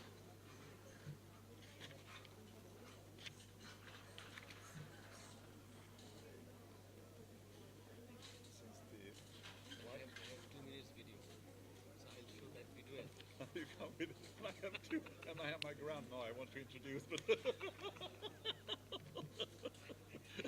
Sorry, one of Yeah, my friend is missed out. Please add. But it's nice because it's all about passion and commitment. You know, Yeah. let me tell you one surprising fact. Yeah. This year we have been involved in both AAPTC and IAPTC. I saw you were at the AAPTC AGM as well. Yes. And we are the secretariat of AAPTC. Yeah. Yeah. Yes. This is one of the busiest very much. Thank you. Thank you. Yeah. Yes, you are incredible because you have that multi association inside. Yeah. Yeah. Yeah.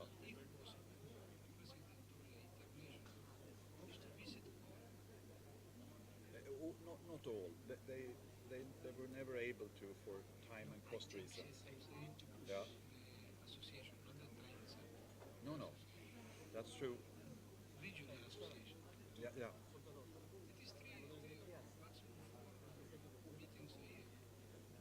Five, and it's very tough because it's long duty travels to the other side of the world, and the president is often the commandant or the director of a center, so very tough. Often it was more than one cooperative mechanism. For us, from the IAPTC perspective, it would be UPSTAR. But from a FDA perspective, I would go to other mechanisms as well. But my colleagues do that, who work on Africa. So we have an Africa department, and they are involved in that.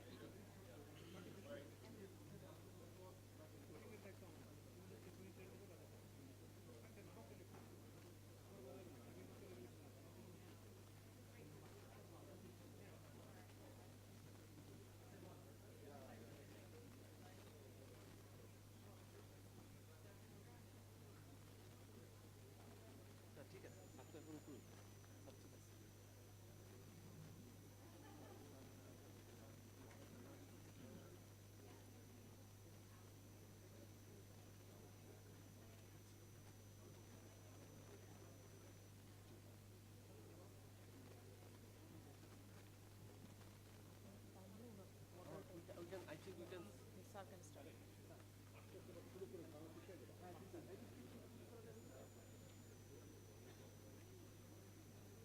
I think we can start.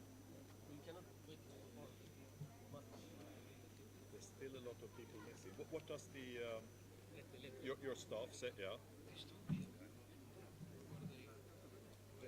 They are Alexander, and then it will be a gap, and the IAPTC representatives are in the auditorium. So that will be an interactive intervention.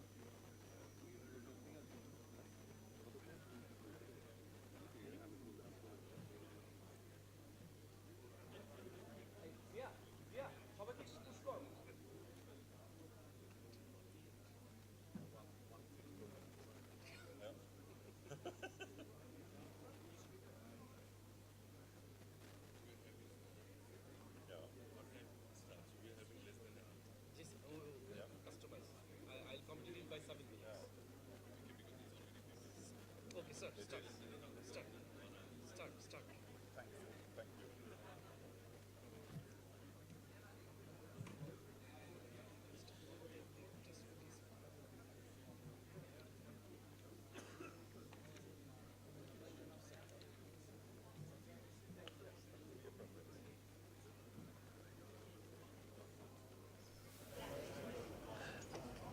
Distinguished ladies and gentlemen, we are very shortly we are going to start the session.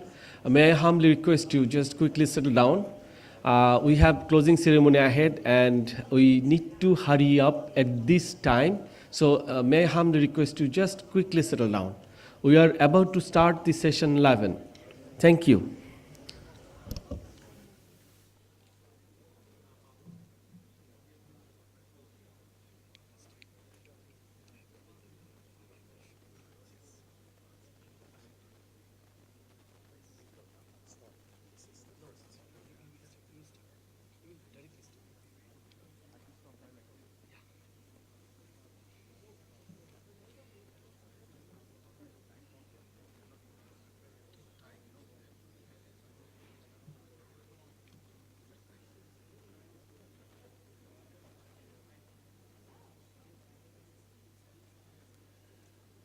The arrival of important guests, and it is in the interest of the IAPTC also to have such guests and to highlight and visualize our activities also within the host nation's chain of command. So I have liaised and negotiated with our presenters, and we will do our very best to try to focus on what is most important. Introductions will be minimized because of this. And we will allow for people to join us. We understand that you have things to tend to, people to talk to, and a coffee to finish. So we'll have to be flexible, but we will start the session here and now. My name is Jonas Alberoth, and in the IAPTC, I'm the chair of the Consolidation and Development Committee. And I represent the Folke Bernadotte Academy and the International Forum for the Challenges of Peace Operations. When we first were engaged with the IAPTC, we immediately found this to be an extremely useful platform, and we have been committed ever since. This session is about an important update from the so-called regional training associations. And may I negotiate with my colleagues behind the screen? Are we ready to show the next picture, please?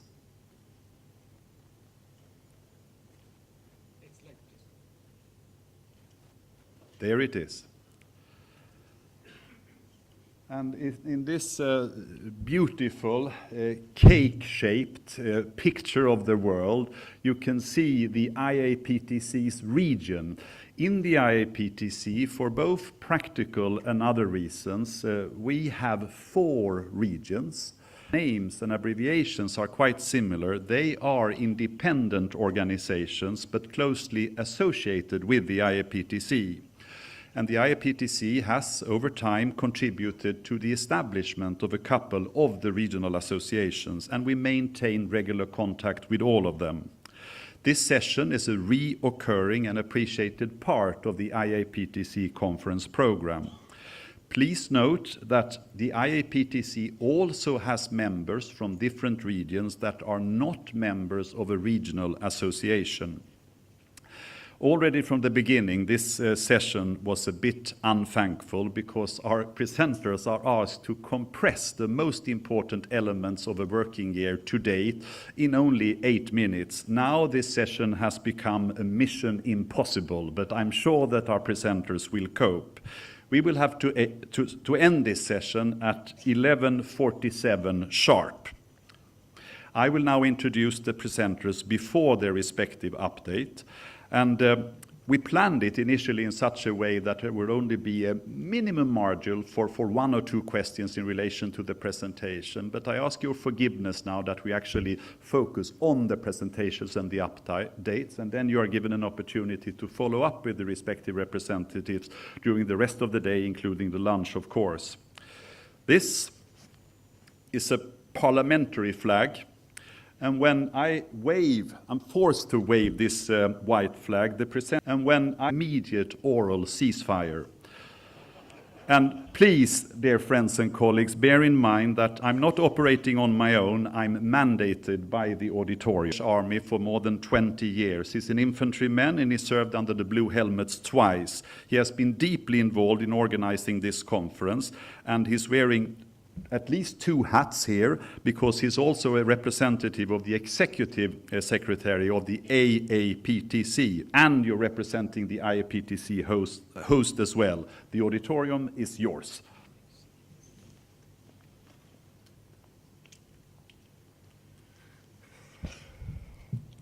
Thank you, Jonas.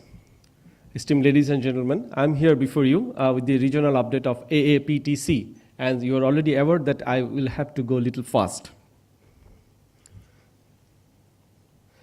First of all, the IAPTC started its journey in 2009, and it's connected through sharing of resources, sharing of best practices, lesson learned, synergizing efforts amongst regional organizations, training and educational performance, information sharing, attendance at annual general meeting. Since inception, it is regularly organized, except the 2020 and 2021 due to COVID-19 pandemic.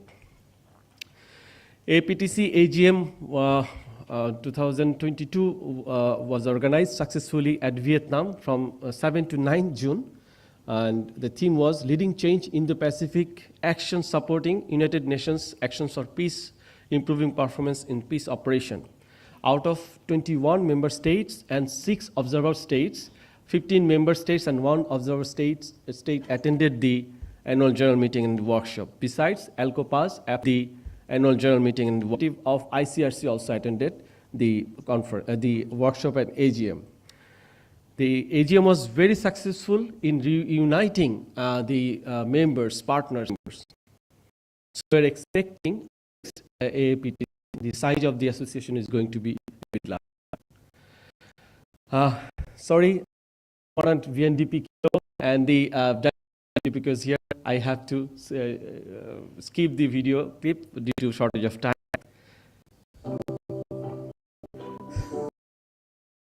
Okay, skip. Now the crux of the joint declaration. This is just a minute of the AGM. Analysis of doctrinal and structural reform to prepare our peacekeepers to implement A4P and A4P Plus initiative under respective UN mandate. Conduct a pilot project between People's Republic of Bangladesh and Kingdom of Thailand or other member countries to conduct classes through VTC for various courses. Encourage more association members to share lessons learned and best practices. For instance, lesson learned from COVID-19 pandemic and best practices amongst the members through the website of the Secretariat. Encourage members to share the schedule of seminars, workshops, and offer their participation. Continue to support the United Nations Department of Peace Operations in preparing the mission-specific training needs assessment. Now, a few major activities in current training year. In June, from 6 to 17 June, in Mongolia, the exercise Conquest was organized with the participation of 16 different countries. And you can see it was aimed to enhance the interoperability, building the interoperability, military to military relationship, and developing peace support personnel and military readiness the participating. Next, the topic was how peacekeeping operations work. Now, regarding future endeavors, IAPTC is sharing vacancy of various courses among the members to develop required subject matter experts on different fields.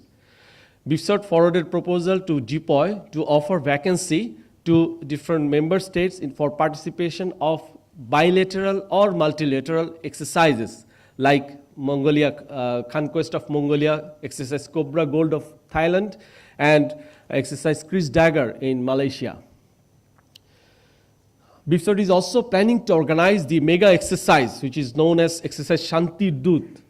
Already we have conducted exercise Shanti Dut 1 to 4. Now we are planning to conduct exercise Shanti Dut 5 in 2024.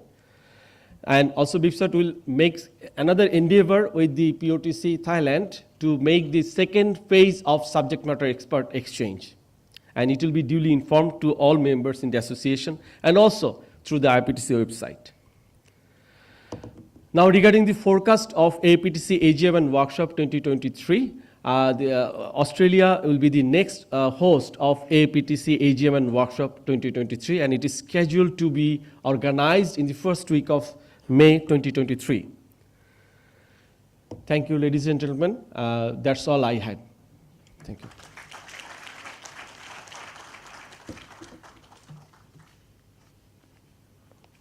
Business development expert, blogger, web developer, content artificial intelligence manager, and since yesterday's sponsor.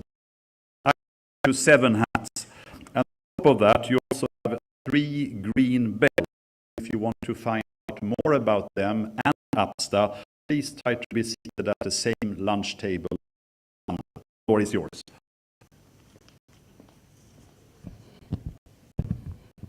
Thank you very much, members of the conference. Warm greetings from the Association of the African Peace Support Trainers Association, headquartered in Cameroon. Mandate.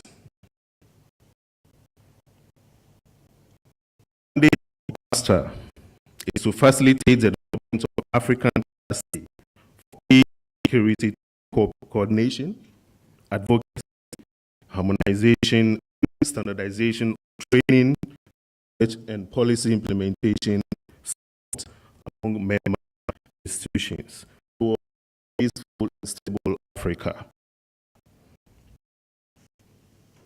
What APSTA offers has not changed. APSTA is the one platform for and engagement. What we are saying is, if you engage with any member institution in Africa, APSTA offers a platform for you and makes your work much more easier.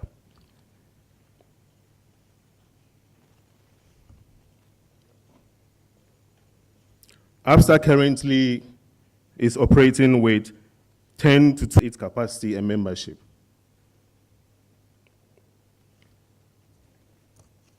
I'll briefly take you through the updates from the Secretariat. The underlisted are some of the projects and programs that the Secretariat took. But notable among them are the following: the civil dimension of AUPSO and the African Standby Force in coordination with the PSOD of the African Union.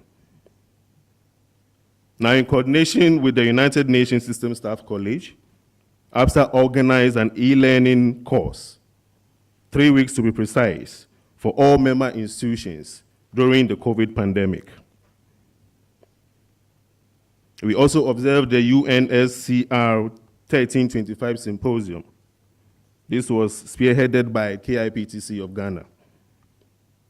APSTA, in collaboration with UNITA, also organized a roundtable for 15 years of senior mission leadership training in Africa, lessons and experience, and it was very fantastic. International Women's Day has never been left out. For every March in every year, for the past 3 to 4 years, we organize and we observe it accordingly.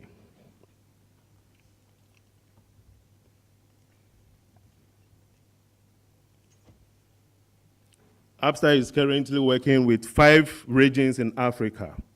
We have the East Bridge, the South Bridge, the Nas Bridge, the Echo Bridge, and the ICAS Bridge. And notable among them are some of the following. It will interest you to note that Rwanda troop deployment to Mozambique, Cabo Delgado, was very important, and it caught it in the Sahel. And then in ICAS Bridge, the UN and the ICAS and their partners are mobilizing against hate speech in Central Africa. Because of time, I would have loved to give you a little update on the member institutions. But I want to use this opportunity to salute the AI forces of Cameroon. They organized a colloquium on the use of digital platforms, especially in cybersecurity, and how it affects peace and security in the region. I think the director is here. If he's here, we can salute him. Thank you very much, sir, for that wonderful initiative. Following initiatives are ongoing in the Secretariat. There's a database of experts that have been created. 4 experts across Africa. We have captured over 1,000 experts. We hope to increase the numbers at the end of the year. And then we release platforms to the member institutions. This helps us to recycle and update the experts we use in our training. Because we realize that this is coming, but we also know that there are new experiences to be added to the training platform. Has also designed a day for monitoring regional conflicts and interventions through data mining. And this is going on daily to make sure that we capture conflicts and interventions and then report accordingly to the AU and our member institutions to help them take good decisions. A warm thanks to Alexander the Great. You managed beautifully. And now we are actually transitioning into a situation where we can calm things down slightly. And there may be actually 1 or 2 minutes at the end towards questions as well. We have reached the 3rd update of a regional association, and that is ALCOPAS, the Latin American cooperative mechanism. They will be represented by Colonel Roberto Gil from Uruguay. Colonel Gil has previously been the military chair of the IAPTC. He's the current senior advisor to the Peruvian IAPTC presidency team. He's deeply involved with ALCOPAS and has been entrusted to present on their behalf. And he has a long and broad peace operations field experience, and he gets regular important training and exercises assignments all over the world. The floor is yours, Colonel Gil.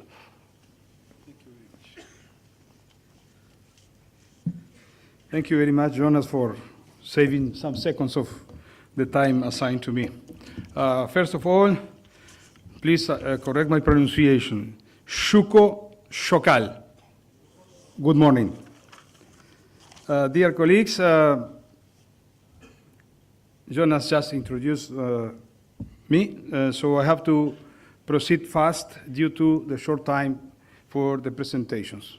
What you see on the screen now is the agenda I'm proposing you. The main reason for me at the beginning to prepare the presentation in this way was that I've seen many faces for the first time in this annual meeting of the International Association. So I decided to make a quick review. Let's say in November 2007, we completed the first draft of the statute of our charter. It was implemented during 2008 when we had our first annual meeting, and we joined this association as well in that year. So what is the specific characteristic of our association? It is conformed by official national training centers, units, and institutes responsible to the state for the pre-deployment training of our personnel. And another key point is that our charter was not signed by directors or commanders. It was signed by ministers of our countries. So you will see when I progress in this that at the beginning we were 7, now we are 12. What is the aim of our organization? It's written there, right? The homologation, to get the homologation of the education and training patterns, procedures under the UN umbrella given by ITS in terms of training. In the organization and functioning, we are quite similar to this one. Let's say, we imitate somehow the organization, and then we adopt almost the same structure for the organization, and then we adapted it to the specific conditions of our region. The presidency and the pro tempore secretariat rotates among the permanent members of the association, and in most come, they are beyond borders, and most welcome with us, and they give good support to our activities. As well with them, we have what we call invitees, and they are permanent, almost permanent, but they are free to be or not when they want. Presently, this type of participants are 5. So coming now in terms of time to the present, what did happen with us during the difficult times of COVID pandemic, particularly in 20 and 22? It did not stop us. For us, it was a time for making more important partnership, getting more immersed in technology, and we were reconverting ourselves somehow.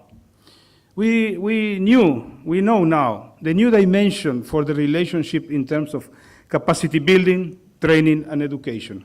And we got seen by the world. This picture you have there is of a webinar we had in November 2020, and the particular is because it was 3 days event.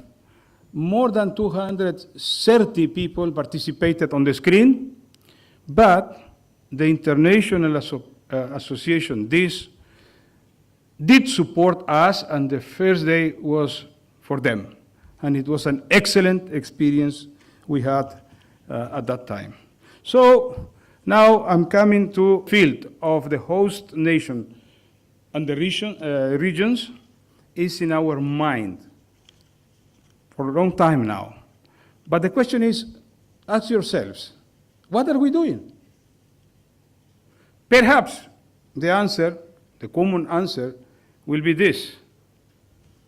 We are putting into practice what is stipulated in the CPTM 3.5 regarding environmental and natural resources.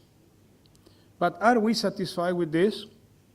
Are we evaluating the effect of this in the field?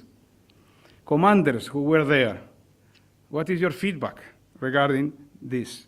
So with this concern, and finally reaching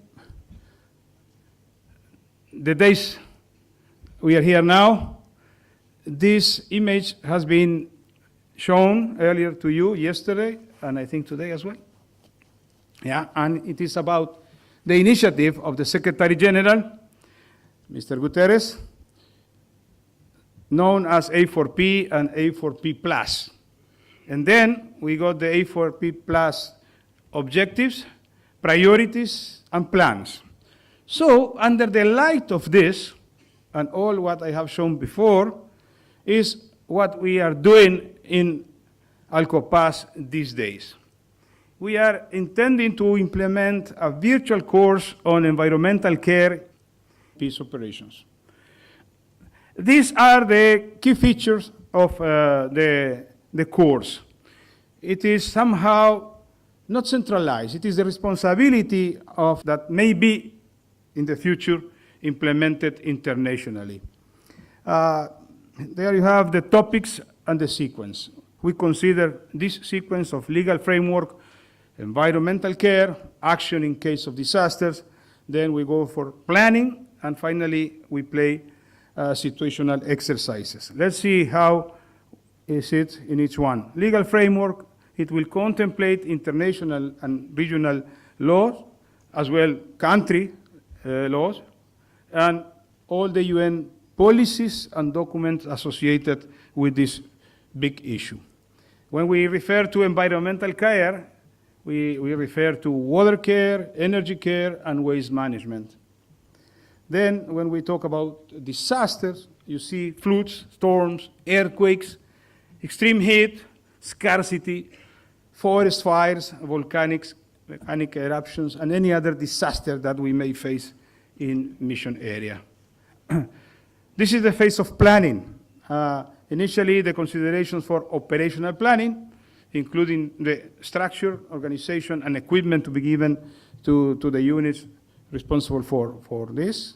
Then we go into the consideration for tactical planning, how to apply it in the field, and then specific issue of disaster situations and response. These are the implementation phases. We are at this stage close in 2022. We have already defined the content of the course. It will be approved in 12 days from now in our General Assembly, and then we will proceed with the first handover of the process. So for 2024, we will start with the annual execution of the exercise, of the course and exercise. This is the end of my presentation, but before leaving the time for your questions now or later? Later. Okay. I should say I would share with you the motto of our Alcopas, our organization. And what we say is that our work there is done by all, for all, with all. Thank you very much.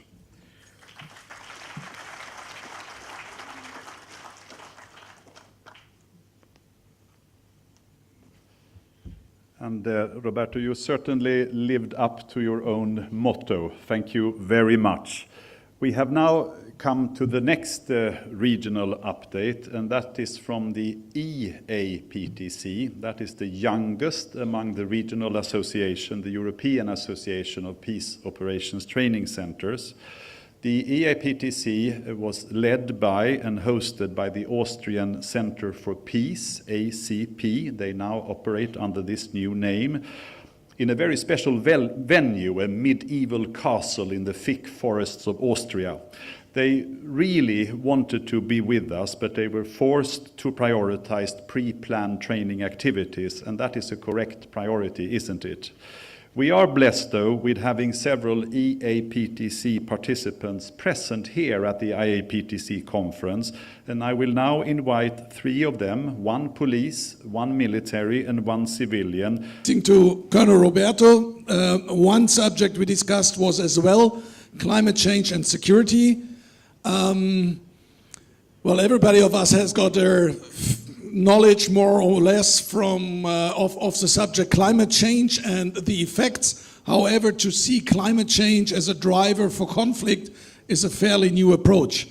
So we had fruitful discussion in the plenary.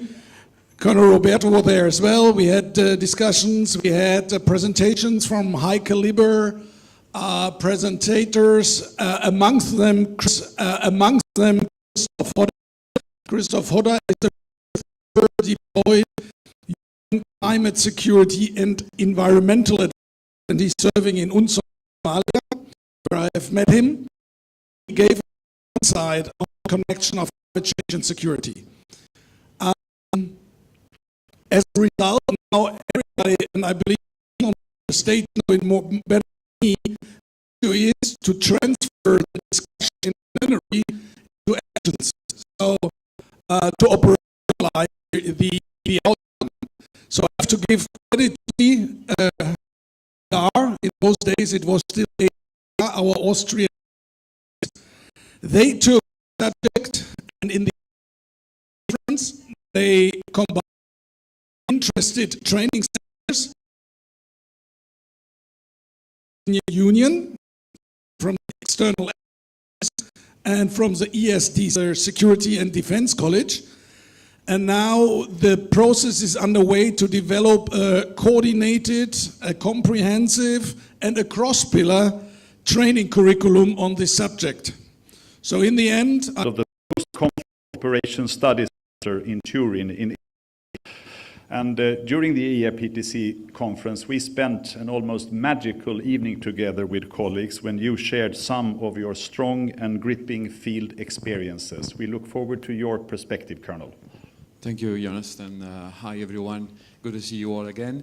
I'll be really short and quick because I will start by saying that when I met the community at IAPTC, we had a regional approach to bigger issues. And then thanks to the people I met, Jonas and Roberto, I was given the chance to actually come over to the IAPTC, which tackles those issues in a global, on a global approach. And I found a common denominator that I'm going to share with you, which is commitment and motivation. Commitment towards the people that we work for, so those who are benefiting from our missions, and motivation, which is actually the same thing. We're motivated to make things better for a better world. And I'm very pleased to see that there are young students and young officers and young soldiers amongst with us today, because that's actually what we need to take into consideration into the equation of resolving problems of this complex world. Taking the youngs into the equation as soon as possible, because then they will lead the future. And as soon as we can manage to transfer the experiences that we have gained, field to them, involving them in the analysis, better we ourselves and our offspring. Years ago. The floor is yours. Thank you. I want to start by thanking BIPSOT and the Commandant for inviting POTI here and holding such a wonderful conference. It is such an honor to be here. And one takeaway I had from IAPTC was how important it is to step back and see things from a wider lens. Oftentimes during seminars, you're thinking about the topic from your own perspective, but it helps to expand your knowledge and views when you also discuss that perspective with other military, police, and civilians. ASPR did a great job facilitating conversations and ensuring that military, police, and civilians were seated together and sharing these perspectives and their views. This is a great way to learn from one another and resulted in productive and engaging conversations.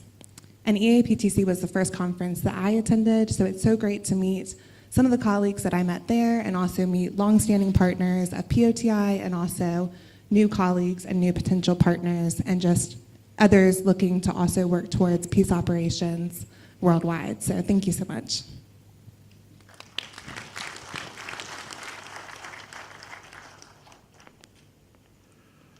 That brings us to the fifth and last final update from what has been known as the PSOTEW,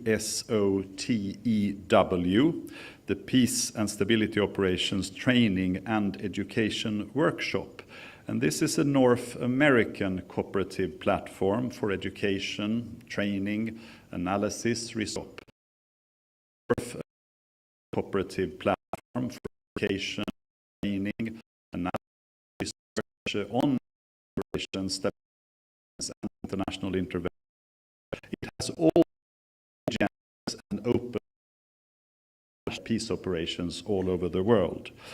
The update will be done by Colonel Johnny Drake. You are currently the Chief of Peace Operations at the U.S. Army Peacekeeping and Stability Operations Institute, known as the PKSOI, and you are a long-standing member of the IAPTC and a previous host and president. You have a background as an artillery officer, but ever since 2009, you worked in the international, political, military sphere, serving in U.S. embassies and international organizations, including at NATO headquarters. And you have an extensive experience leading and managing capacity building programs in different regions. That may be of interest to the audience as well. The floor is yours.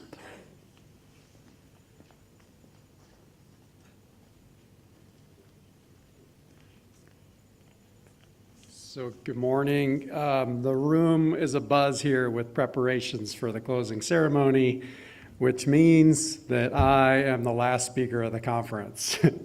So a wise person once told me that when preparing a speech, you should remember the 3 B's, the principles. One is to be brief, and number 2 is to be brilliant, and number 3 is to, most importantly, be gone. So I'll try to do 2 of those, and I certainly being gone will be the most important one. So my presentation will be about the PSOTU, as we call it. I'll talk about its history and what it may be in the future.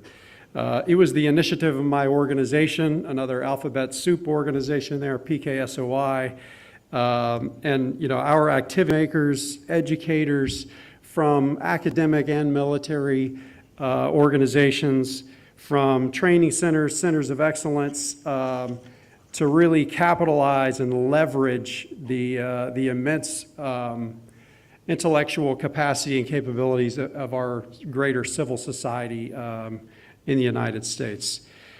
The main goals were to provide a forum to address the equities of the community of practice and to link all of those activities together, to foster the collaboration between joint professional military education and academic institutions, and to inform senior leaders.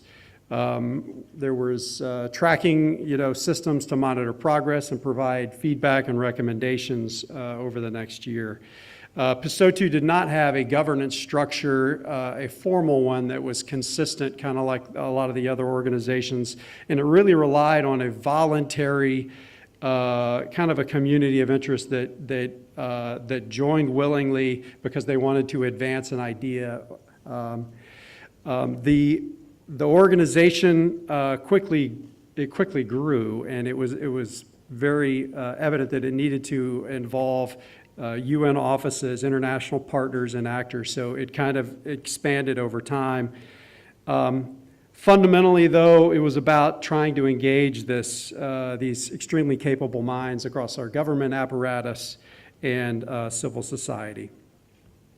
So, and it wasn't necessarily peacekeeping. Our sense is that peacekeeping as an endeavor is a type of stabilization mission.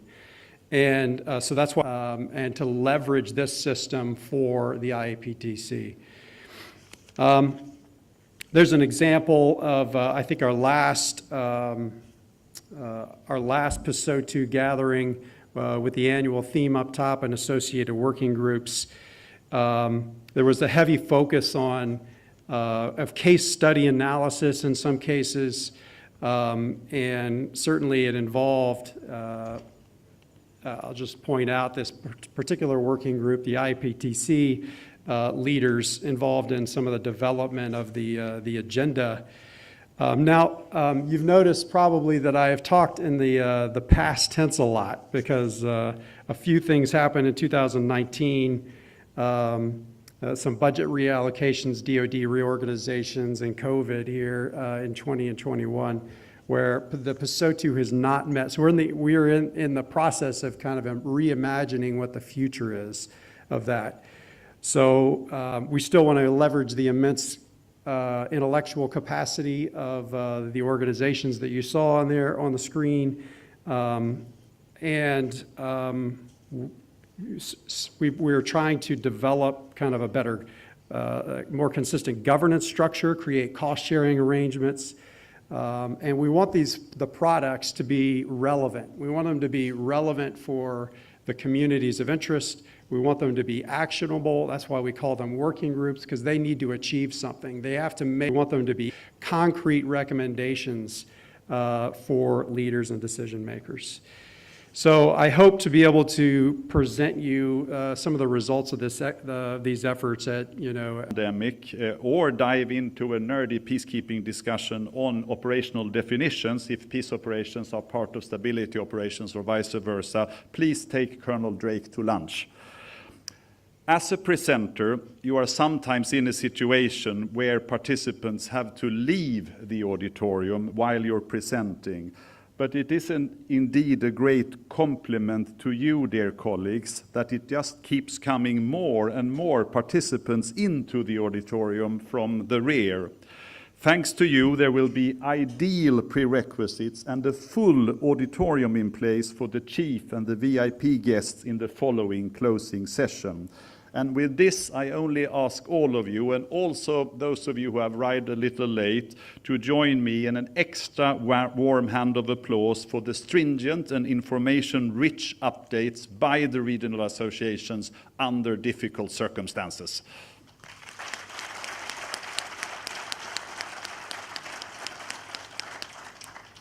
And with this, we hand the word back to those responsible for protocol.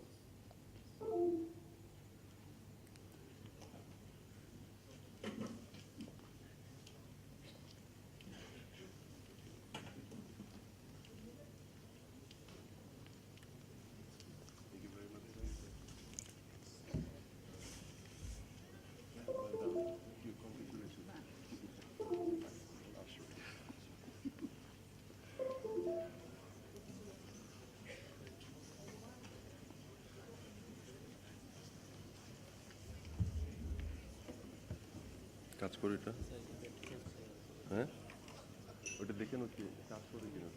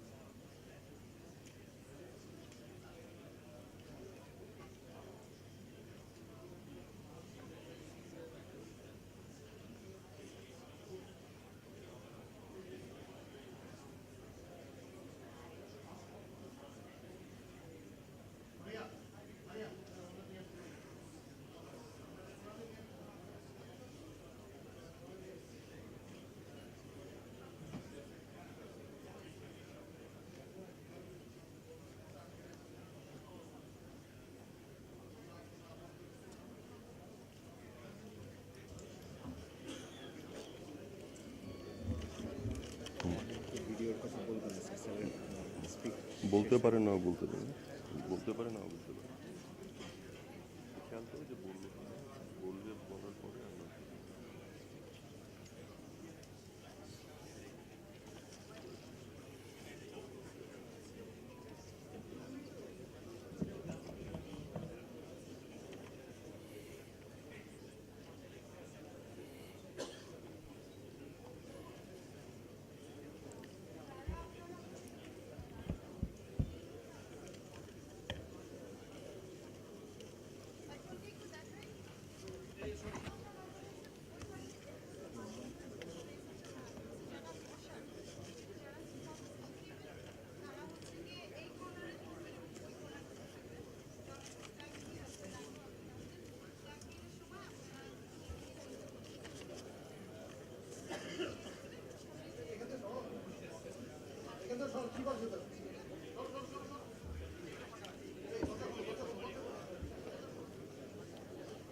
Bismillahirrahmanirrahim.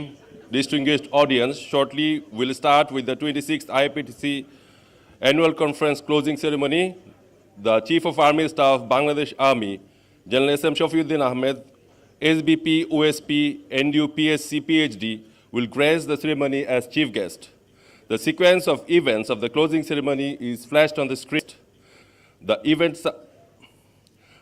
summary of 26th IAPTC Annual Conference will be presented by Military Chair of IAPTC Executive Committee. Then it will be speech by Representative of President of IAPTC. Ladies and gentlemen, the chief guest.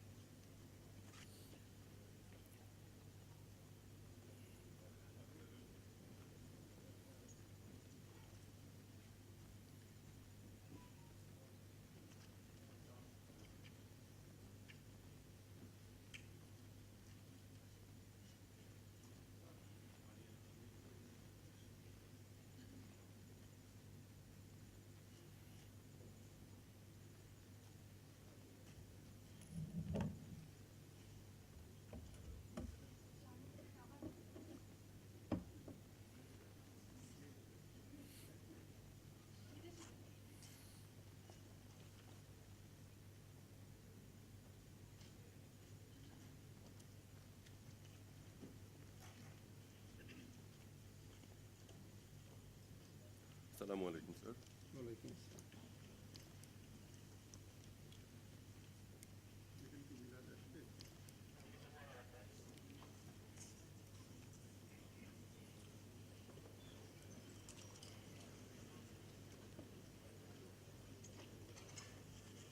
Different countries took part.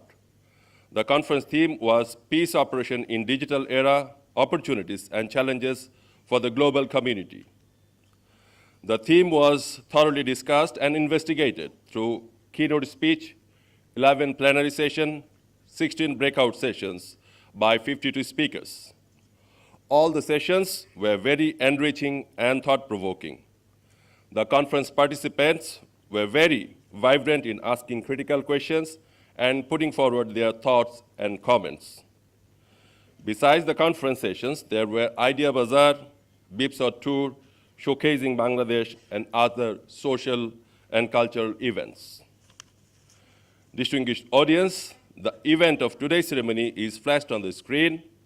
First, the event summary of 26th IAPTC Annual Conference will be presented by Military Chair of IAPTC Executive Committee. Then it will be speech by Representative of President of IAPTC, followed by speech by the President-elect, and then the respected chief guest will deliver his speech. There will be a ceremony of handing over CID training aid. After that, the EC members will have photo session with chief guest, which is in front lobby of this complex. After that, you are invited for lunch at BIPSOT Officers' Mess. Distinguished audience, may I now request Military Chair, Colonel Retired Mustafizur Rahman, to kindly present the event summary of the conference.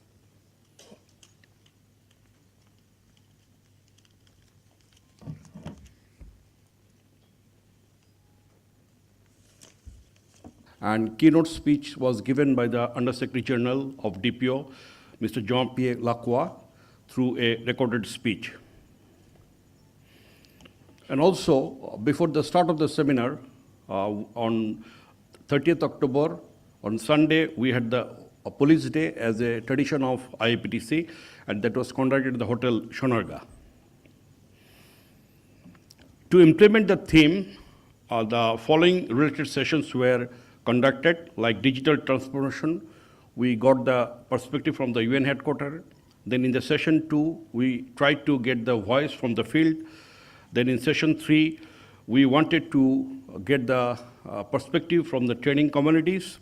In session 4, we wanted to get the partnership and cooperation in delivering training in the digital era.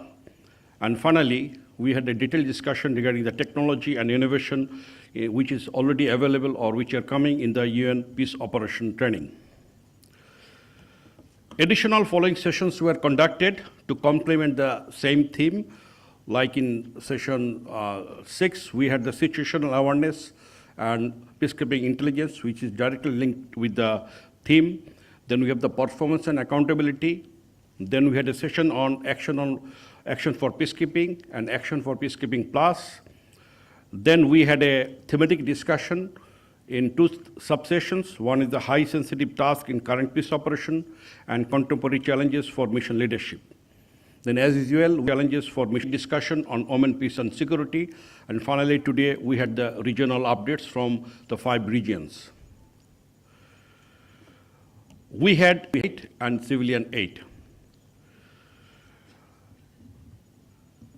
Now about the summary of the sessions which are related to the to implement the theme.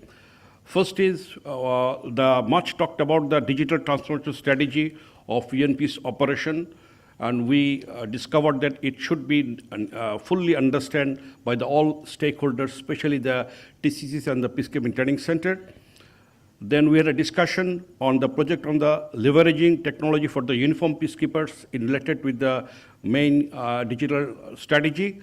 And it has recommendations, specific recommendations for the uniform peacekeepers. Then also, military advisor, he informed us that with the, in cooperation with the Department of Operational Support and UN Global Services Center, they are currently working on the many things, but important issues are like deployment of the counter IED system, which is conducted through the ECM. Then Smart Camp project, first will be done in UNISFA. Then also, we have identified that need to collectively build digitally literate culture in the national militaries. And it was identified that if it can be established in the national militaries, it will be easy for the uniform peacekeepers to perform in the digital environment in the peacekeeping operation.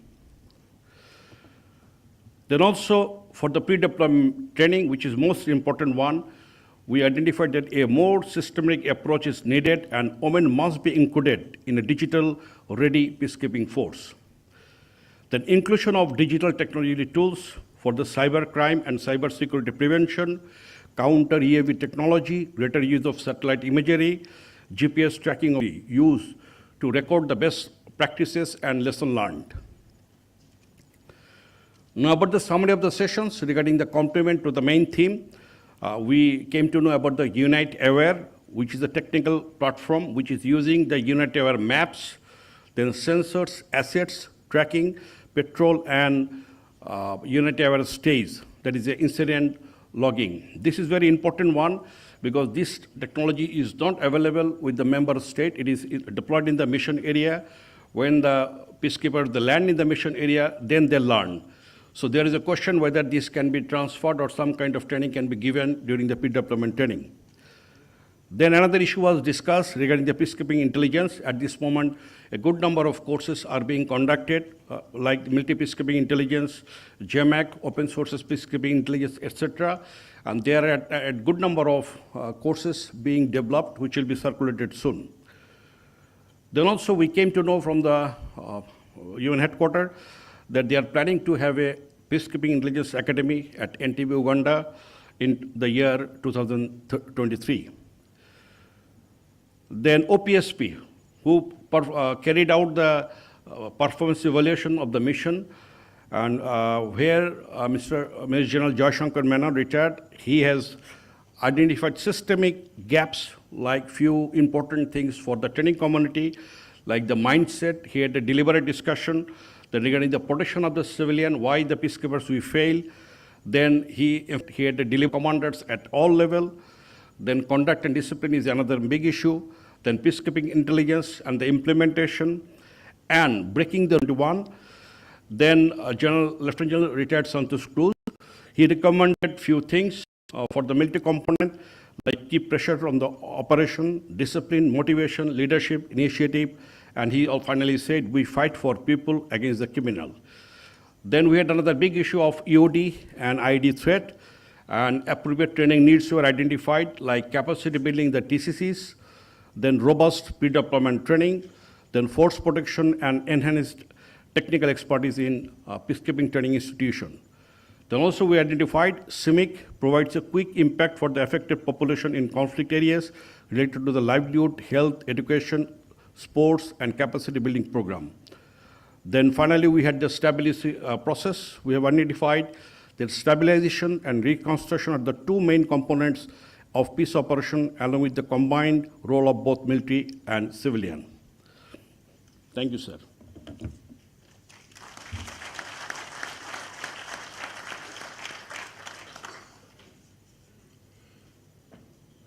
Thank you very much, Military Chair.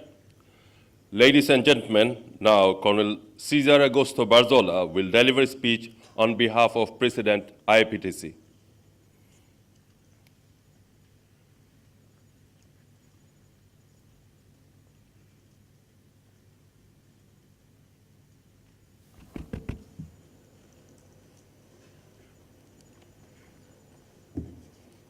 Good afternoon, dear association and partners.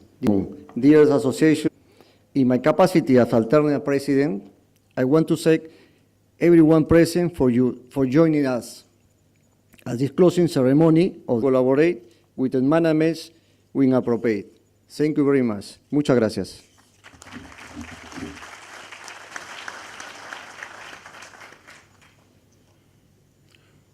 Thank you very much, sir, for your speech. May I now request Major General ASM Ridwanur Rahman, President-elect, to deliver his speech.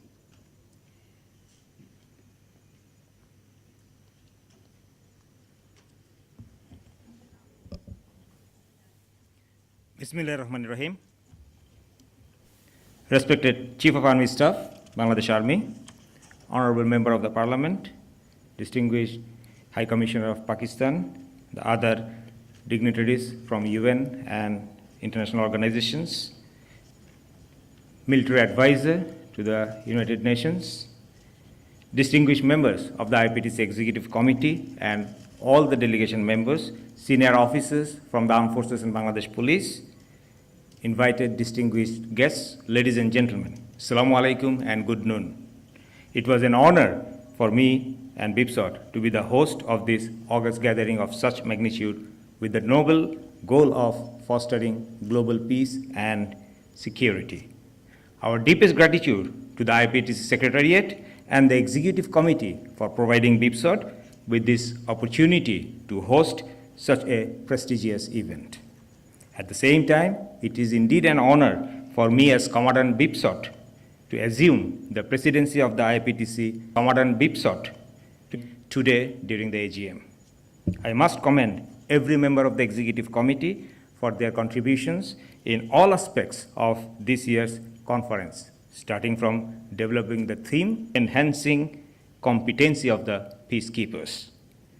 Commencing with the brief keynote presentation titled Peace Operation in Digital Era, Opportunities and Challenges for the Global Training Community by Undersecretary General Lacroix. This mega event concluded today with a presentation by Ms. Jiang Ronghua on training on women, peace and security in the digital era. I want to assure all the participants that the insights and reflections, the suggestions, best practices, lessons learned that we have accumulated and acquired here throughout different sessions will be combined comprehensively as we draft the conference report for your future reference. Distinguished ladies and gentlemen, you all will agree with me that the proceedings during the week brought up a lot of intriguing issues. Today, digital technology is having an impact on peacekeeping in the same way that it has on our society and way of life. In this context, we must keep up with the digital age and use digital technology for peacekeeping. It is indeed encouraging that this conference was able to make some important recommendations on the integration of digital technology to facilitate peacekeeping operations and training. Distinguished guests, at this point, I would like to thank the Executive Committee, the Secretariat, and all other volunteers for their active support in developing this comprehensive program that effectively addressed most of the contemporary challenges faced by our team. I would like to express my heartfelt appreciation to the speakers for sharing their wisdom and diverse experiences with us, which was professionally highly rewarding. I am sanguine that I a vibrant and eventful one for the association. Your spontaneous contributions and cooperation in this regard will assist us towards achieving the common goal of the IAPTC collectively. We would like to step out of the general practice of only having an annual conference or event like this for the association. As a minimum, I would humbly urge upon you to sincerely consider and endeavor to organize at least one webinar each by the regional associations prior to our next annual conference. We are very pleased and contented to hand over the responsibility for hosting the next conference to Kenya in 2023. I think the baton is to the right hand. I, on behalf of BIPSOT, the Executive Committee and the IAPTC Secretariat would like to reassure Brigadier General Joyce Siteni of our wholehearted cooperation for your team in preparation for the next conference. Distinguished guests, I take this opportunity to express my heartfelt gratitude to the numerous government agencies of Bangladesh, the institutions, and the media community of Bangladesh for their valued assistance throughout this conference. I would like to thank the respected Chief of Army Staff for his kind guidance, support in organizing this event, sir. We are truly indebted to you. I am equally thankful to all the principal staff officers, Army Headquarters, the Services Headquarters, Bangladesh Police, for their encouragement and support. We owe a great deal to the Overseas Operations Directorate, Information Technology Directorate, Signal Directorate of Army Headquarters, who had been supporting us relentlessly in conducting this conference in the most proficient way. Ladies and gentlemen, finally, I would like to thank everyone who contributed to the effective committee and generous gesture. Let us now recall the sweet memories of the association for last 4 days through a video clip. Can we have the video clip, please?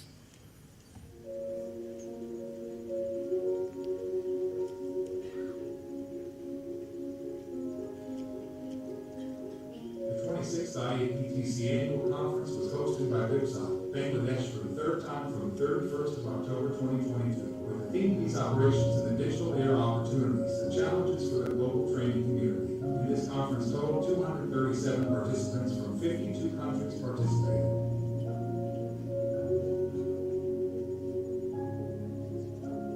The inaugural ceremony of this mega event was graced by the Honorable Minister of Home Affairs, the People's Republic of Bangladesh. The ceremony was also ornamented by the kind presence of Chief of Army Staff, Bangladesh Army, Military Advisor and Deputy Police Advisor, Department of Peace Operations, and other senior officials from the Armed Forces and Bangladesh Police.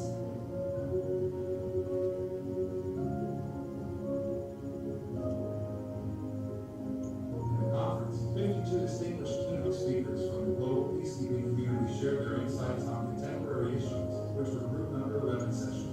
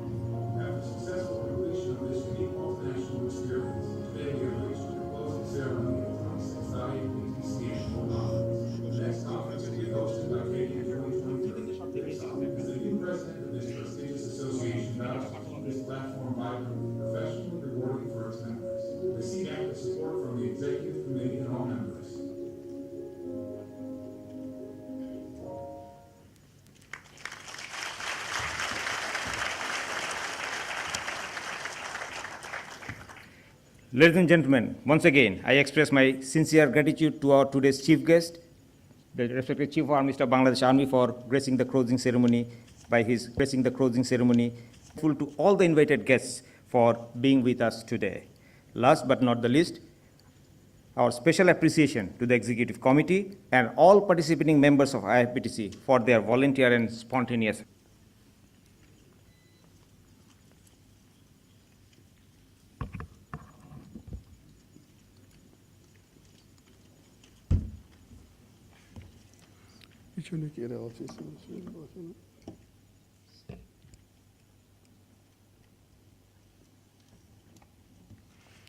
পিছনে আমার কথা শোনা যাচ্ছে? পরিষ্কার বোঝা যায়? কথা? Thank you.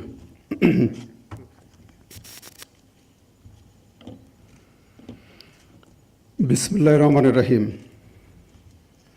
General Bramed Diop, Military Advisor to the Department of Peace Operation at UN Headquarters, members of the Parliament of Bangladesh, His Excellency High Commissioner of Pakistan to Bangladesh, Quartermaster General,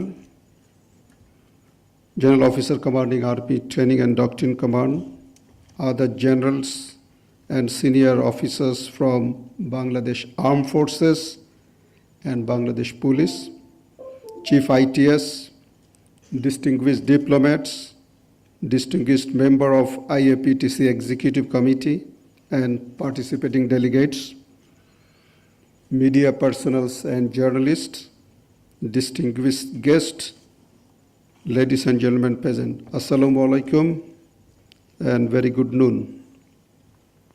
At the outset, I'd like to congratulate all of you for successful completion of this event, 26th Annual Conference of the International Association of Peacekeeping Training Center. I strongly believe that an event of such magnitude, tribute to our father of the nation, the main architect of our independence, the greatest Bengali leader of all time, Bangabandhu Sheikh Mujibur Rahman. At the same time, I'd like to pay homage to our 3 million martyrs who made supreme sacrifice for our motherland. A special tribute to all the fallen members of Bangladesh Armed Forces who not only laid their lives during Liberation War, but also thereafter in different occasions in home and abroad. I'll take this opportunity to express my sincere gratitude to our Honorable Prime Minister Sheikh Hasina for allowing Bangladesh Army to host this conference, at the same time for her relentless support, guidance and cooperation for modernizing Bangladesh Armed Forces as well as this Peace Support Operation Training Center. Ladies and gentlemen, organizing such an international event successfully also reflects our capability that we have developed gradually.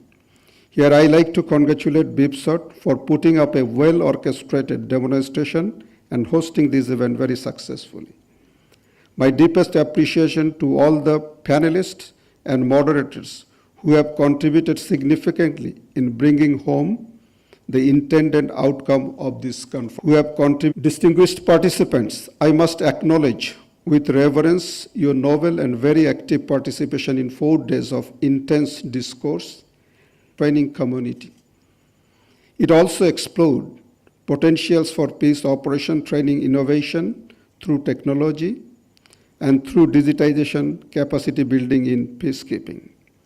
We also focused on the performance and accountability of the peacekeepers and found important recommendations. I think on this note, all the speakers deserve a special thanks and high appreciation. Their selfless effort paved the way for the success of the conference. Esteemed audience, due to the evolving nature of peace operations in 21st century, the dynamics keep changing. Thus, it's important for us to learn to adapt effectively and timely. This conference will only be fruitful when the awareness and lessons learned from here are successfully applied for positive changes in the training environment. We need to acknowledge that no matter how technological advancement we make, at the end, it is the human spirit, commitment, and efficiency that matter most. I am confident that the presentation delivered by academics, practitioners, and researchers on this theme of the conference have undoubtedly educated the participants and will help them to develop training strategies for peacekeeping training centers. Distinguished ladies and gentlemen, once again, I would like to express my gratitude to all the presenters, moderators, panelists, and participants whose active participation added value to the conference. This conference would not have been a success without the participants' support and wish them success. At the same time, I express my gratitude and thanks to Excellency Major General Retired Benigno Leonel Cabrera Pino, the outgoing president and the member of the outgoing executive committee for their contribution for this association. Finally, I'd like to express my special gratitude to General Brahme Diop, the military advisor, for spending 4 valuable days in Bangladesh despite his very busy schedule. I am quite sanguine that the wisdom and experience he has brought along with him has significantly contributed enriching the perception and knowledge of all the participants. Thank you very much.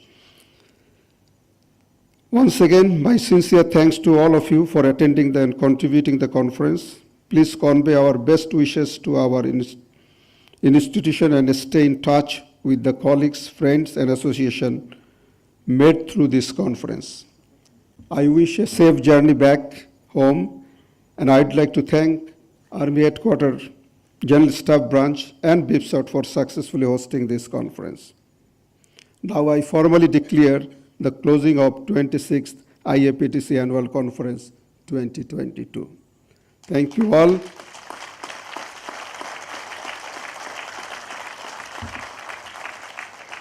Long live Bangladesh.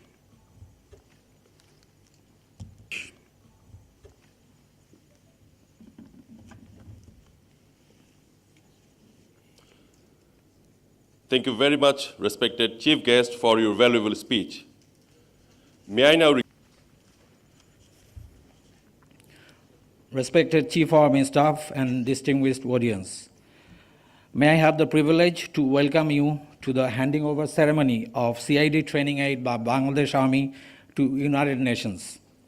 Allow me to invite on stage respected military advisor General Diop, Quartermaster General Bangladesh Army, General Officer Commanding Army Training and Doctrine Command, Master General of Ordnance Bangladesh Army, Chief of ITS Department of Peace Operations United Nations Headquarters, Mr. Mark Pedersen, Director Overseas Operation, and Raymond Keme, the Program Officer of UNMAS Mobile Training Team at Entebbe.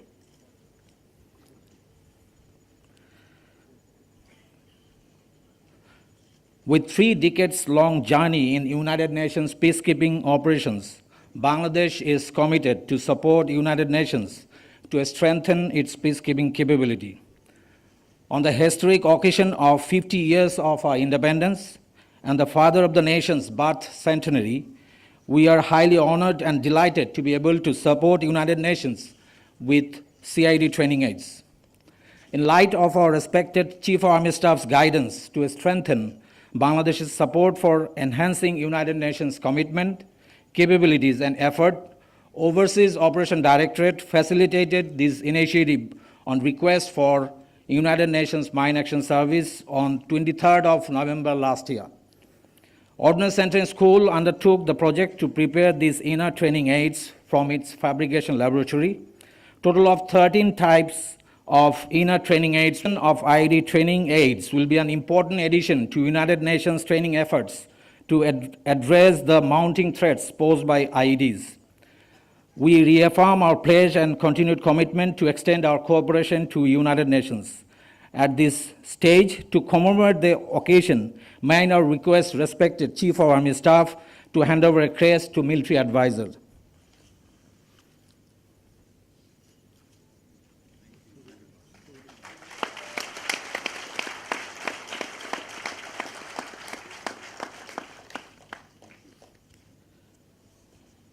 May I also have the privilege to request Military Advisor General Diop to make a complimentary remarks. Sir, please.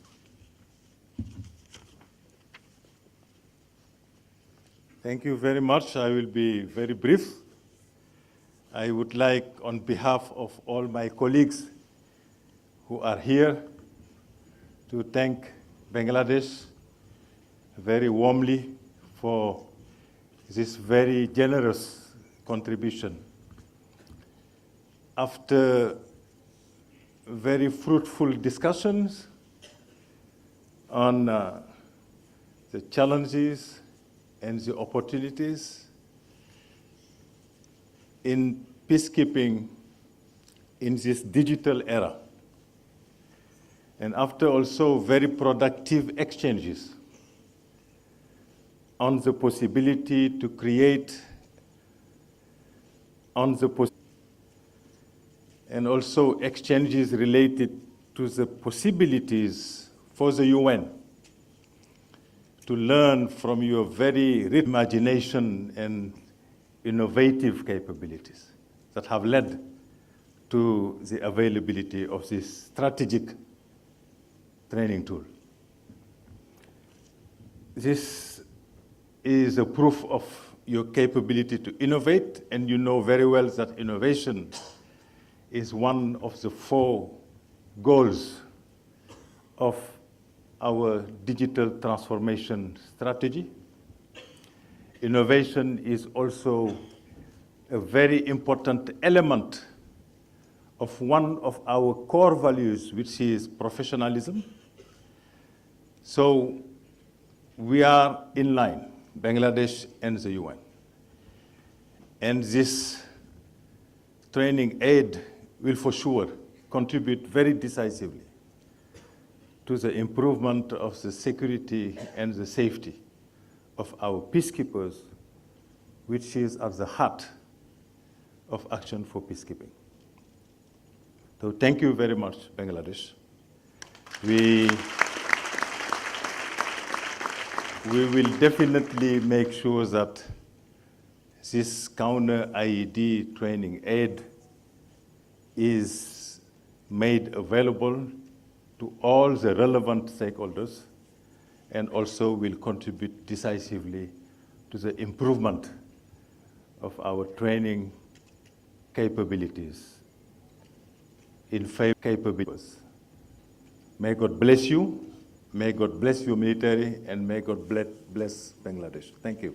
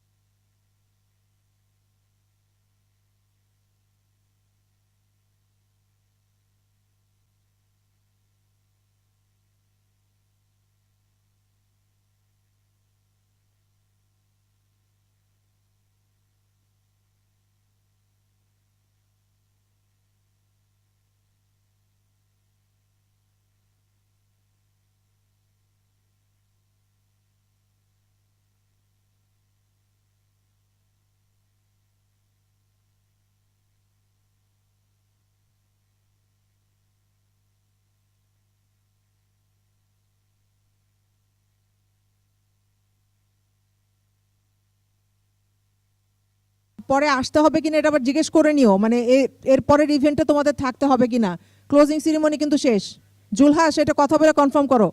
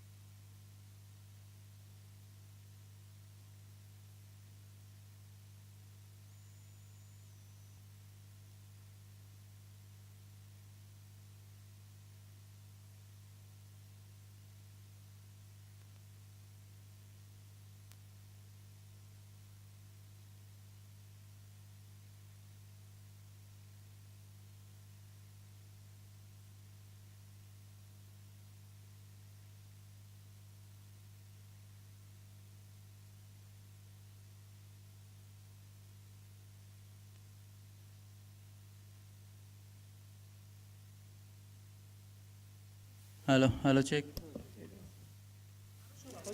Hello.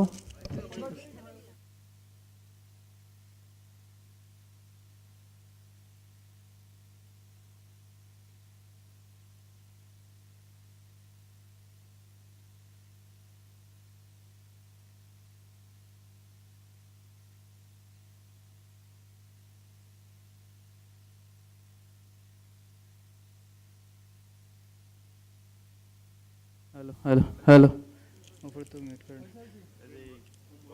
या भाई भरत भाई একটু একটু একটু উপরে যান তো উপরে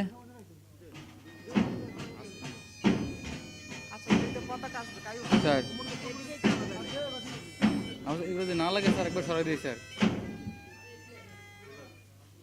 একটা সাইডে রাখতে বলছে একটা সাইডে স্যার কিন্তু স্যার এখানে তো না স্যার হ্যালো ভাই বলেন মেলে স্যার চোখ লাড়ো এই পর্যন্ত মেলে স্যার আমি দাঁড়াই এখানে কথা বলছি স্যার ঠিক আছে ঠিক আছে স্যার ডায়াস রাখলে আমি টেবিলগুলো কিন্তু ঠিক করব স্যার ঠিক আছে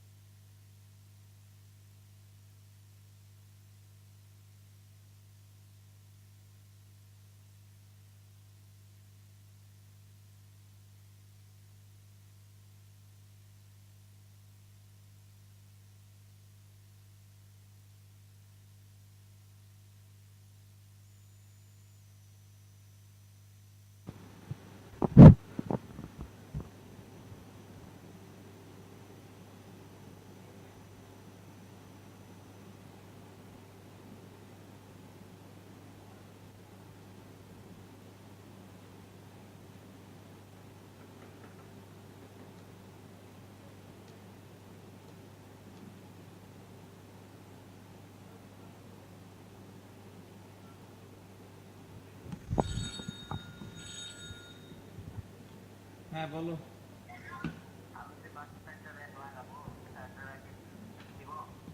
হ্যাঁ হ্যাঁ কি না ইউপিএস নেওয়ার দরকার নেই ইউপিএস নেওয়ার দরকার নেই হ্যাঁ শুধু র্যাক নাও কোন কোন ফ্লোরে লাগাবা জানো বলে দিছে কে বলছে কোন কোন ফ্লোরে ভালো মতো বুঝে নিছো তো দাঁড়াও এক সেকেন্ড লাইনে থাকো একটু লাইনে থাকো একটু লাইনে থাকো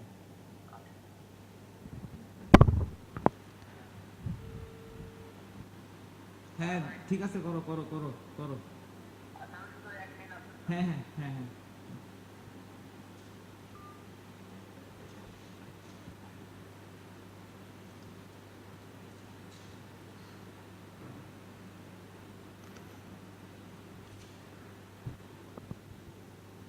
ম্যাম একটু স্ক্রিনে দেখবেন hello hello hello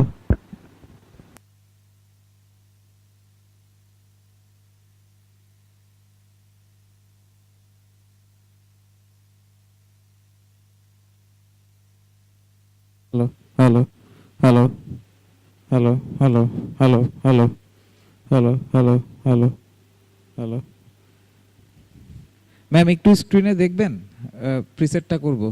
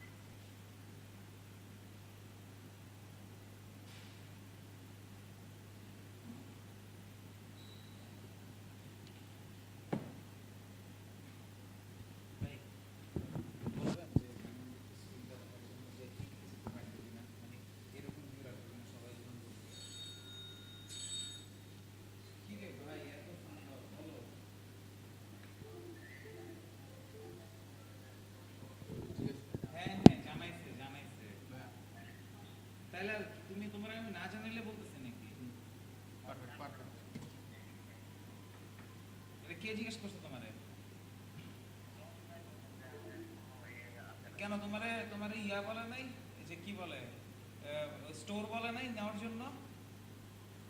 Masud Masud Masud ভাইয়ের সাথে কথা বললা, মাসুদ ভাইয়ের সাথে কথা বলা তো বলে যে মাসুদ ভাই আমরা কি র্যাক নিব শেষ।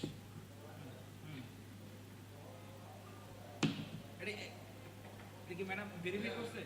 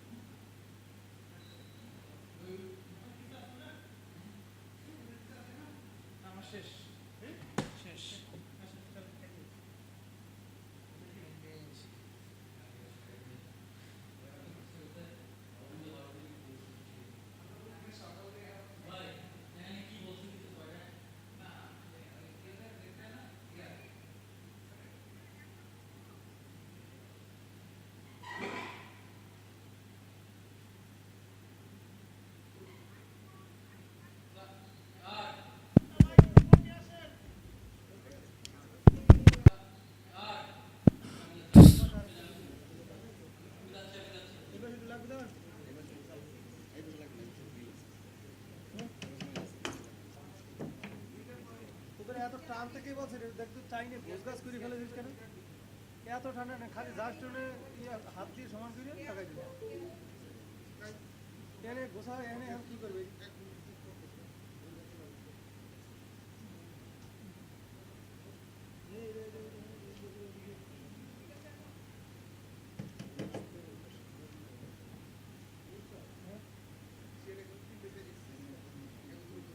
হ্যালো হ্যালো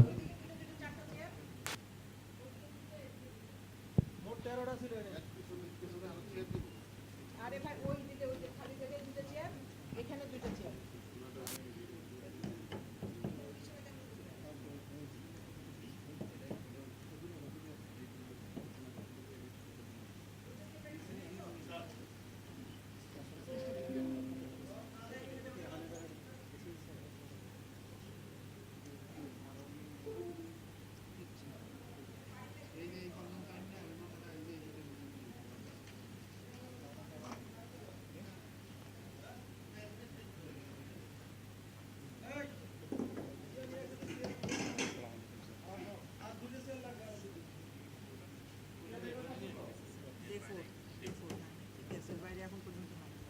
পরে হবে কিনা এখন তো আবার সেশন না এজিএম আছে ভিতরে আছে ভালো ছিল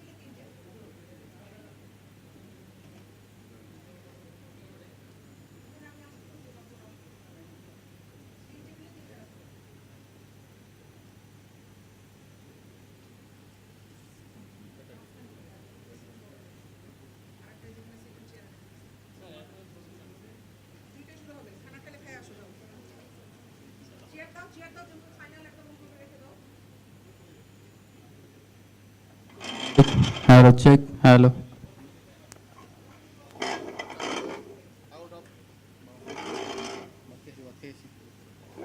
হ্যালো চেক হ্যালো হ্যালো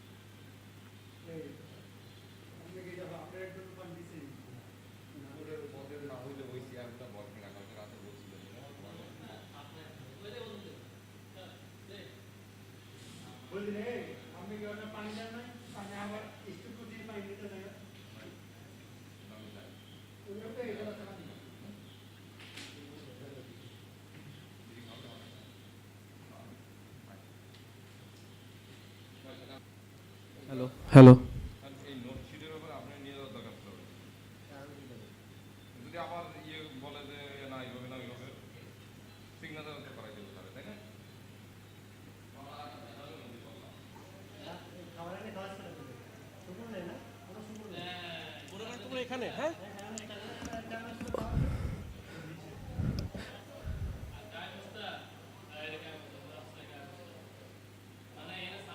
তোমাদের বাইরে থেকে ঢুকলে ভালো হয়, বাইরে থেকে ঢুকো, ফ্ল্যাগ বেয়ারার যখন বলবো তখন বাইরে থেকে ঢুকবা।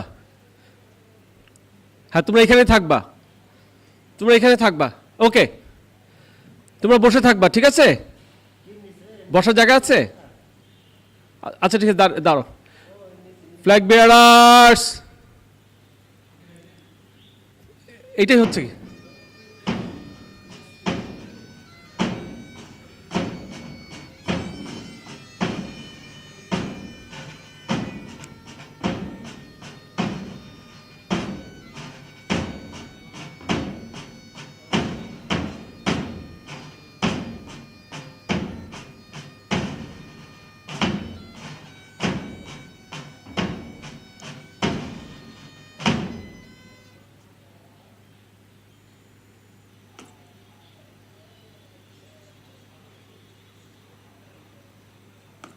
ওকে।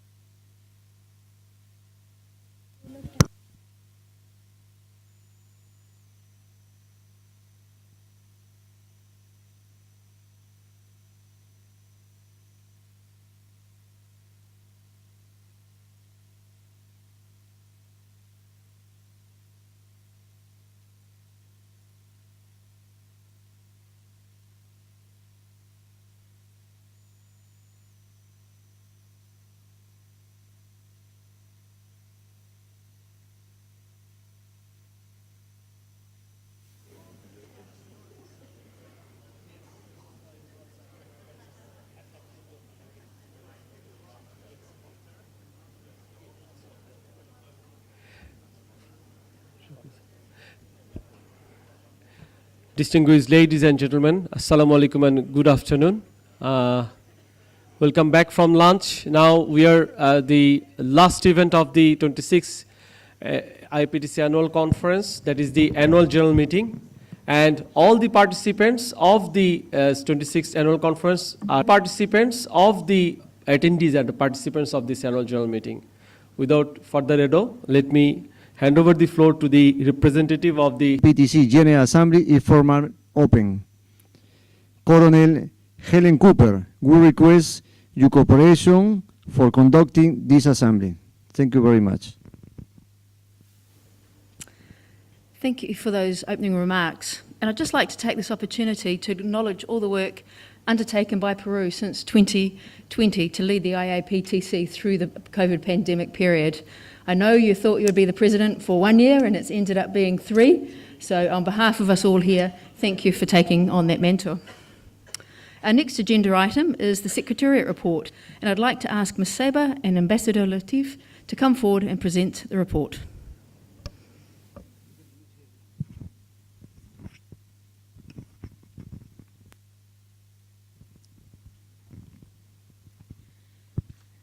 Okay, this is, can you hear me? Yeah, this is Seba Isa again, the Executive Secretary of the IAPTC.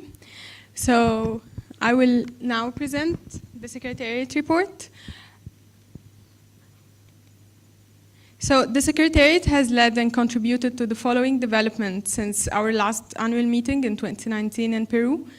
We have worked on updating the IAPTC website on a regular basis, increasing the visibility of the IAPTC on social media, and in collaboration with the EC members, we've worked on gathering the IAPTC community in 2021 through facilitating the organization of a virtual seminar. We've also maintained our contact with members, and advice and support has genuinely served the purpose of reaching a wider audience and hence facilitate better interaction among IAPTC community members. During the COVID-19 era, with the purpose of informing and supporting the planning of 2021's IAPTC activities and to get a better understanding of how the COVID-19 pandemic has affected our members, we've shared with you a survey in May 2021 to decide whether we will hold the annual conference in 2021 or we will postpone it. And based on the results of this surveys and your replies, we decided to postpone the annual conference and hold an IAPTC seminar instead. The Secretariat has also consolidated the list of proposed themes and sub-themes shared by the IAPTC members for this year's conference. This is a photo from our seminar last year, in which a lot of this year's speakers have participated in. And this is our IAPTC account. I encourage you all to follow. We always share updates about the IAPTC activities and conferences. And if you follow this hashtag, you will find daily posts about this year's conference. And finally, I would like to brief you about the post-conference proceeding. We will be posting after the photos from the conference. We will also be publishing the conference report once finalized by the host. And from our side, the Secretariat will be posting the AGM meeting minutes. We will also be updating our over the past year with a lot of diligence and effectiveness. I think that is appreciated by all of us. Maybe just in terms of post-conference proceedings, there's an area I think that where further work could be done, which I would call amplifying the voice of the IAPTC in the broader peacekeeping community and making sure it is fully heard. I mean, over this conference, I mean, issues like the importance of peacekeeping training in an era of digital transformation, the importance of ensuring that there's adequate resources for peacekeeping training. These are important messages and priorities from the IAPTC community that I think we should find a way to make them present in the broader peacekeeping forums, including such as the peacekeeping ministerial. So as the Secretariat, would be happy to work on this more with the EC members and the broader IAPTC membership also. Thank you.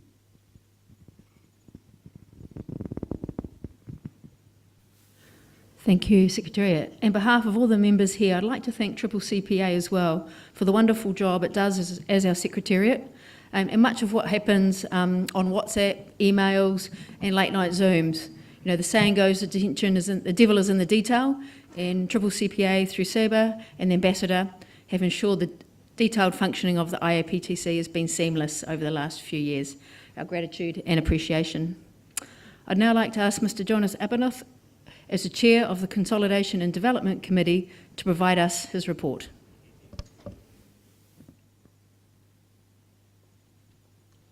Thank you, Chair. The Executive Committee, we also consistently try to approach our work in the sense that the IAPTC is all about us here in this auditorium. It's all about the dedicated specialist institutions, military, police, civilian, and for that matter, multifunctional institutions that exist in member states. It's all about us and about our colleagues serving in the field.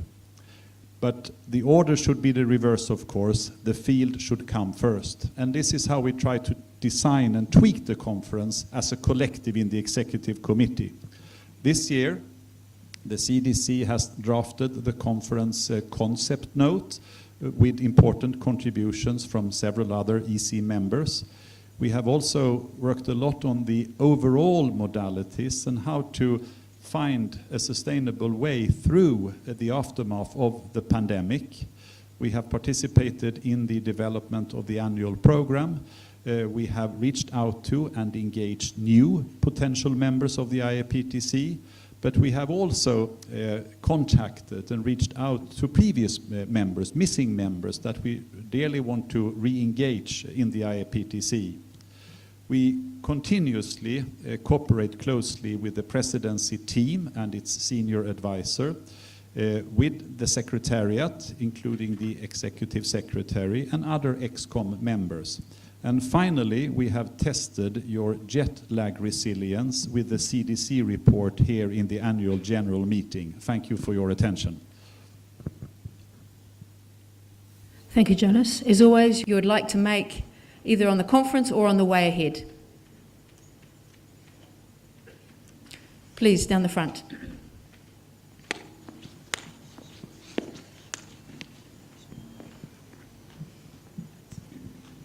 Good afternoon. My name is Markus Falke from the German Federal Police Academy. Yes, first of all, I would like to thank BIPSOT Commander and his team for organizing this very interesting and inspiring conference, and for sure also for this hospitality. This is my third IAPTC conference here in Bangladesh. And when I say this is my third here and my 10th, I think, now in total. And during that time, I saw and experienced different concepts of IAPTC conferences.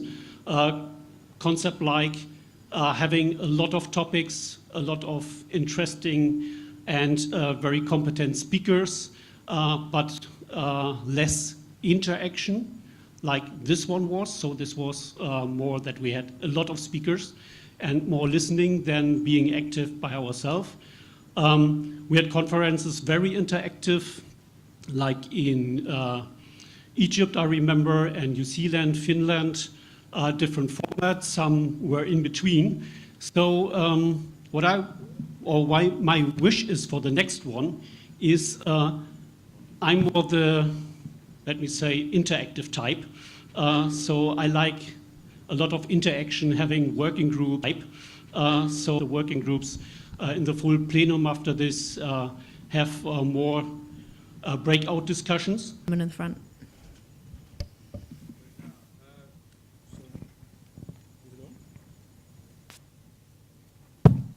Okay, Lieutenant Colonel Wieser. I'm the Chief of Staff of the German Armed Training Forces, and I would like to thank BIPSOT for organizing this marvelous event. For me, it was the first time, and by being the first time for me, I would like to have a request for the next event. I find it quite hard to make these side talks because it was not so easy to find out who is who. So we have a lot of participants, we had a lot of organizations, but the situation gets more and more confusing for newcomers to find the right persons to speak. So one of my best talks I had today during lunch, finding the two nice gentlemen from UPSTA, which I was searching for 2 days. So maybe next time we can find a way by introducing the people or at least the organizations by a handout or something like that. Thank you very much. Thank you, that's a great point, and I'm on year 6 and there's still people I'm meeting at these conferences. So again, I will pass that point on to the Secretariat and for the planning, both wonderful, the planning, both wonderful. Final thoughts? No? Great, thank you. That was a great open and frank discussion. We've got those points and they'll be taken.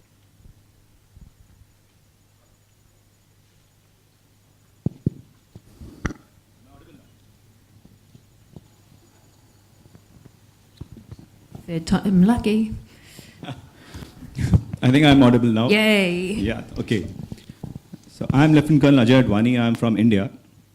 I just had a point to make that the digital era is very important. Technology is very important. It will enhance our work. But at the same time, we've got certain time-tested procedures which we should not forget. Because if we forget those, tomorrow at the battlefield, if the system crashes, a soldier will not know what to do. So in our training, I think we should integrate both of them together, remember the time-tested procedures, and implement technology with that. That's it. Again, thank you. That's another great point. And if you have any suggestions on how we might do that, that would be wonderful. So they say feedback is a gift. So can I please ask you, give that gift to BIPSOT and complete those daily evaluations. I'm giving a bit of push to there because I know how important getting that evaluation is for future conferences and how we might improve them. Excuse me. My apologies again, sir. Yes. Yep. Colonel Azuddin from Malaysian Peacekeeping Center. Thank you so much, sir, and the Commandant of BIPSOT and the executive member for the very great organizing this IAPTC. In the come, maybe we'll be very much related in the training in our institutions. So we could choose one, maybe if this year, maybe what happened in Goma, all that.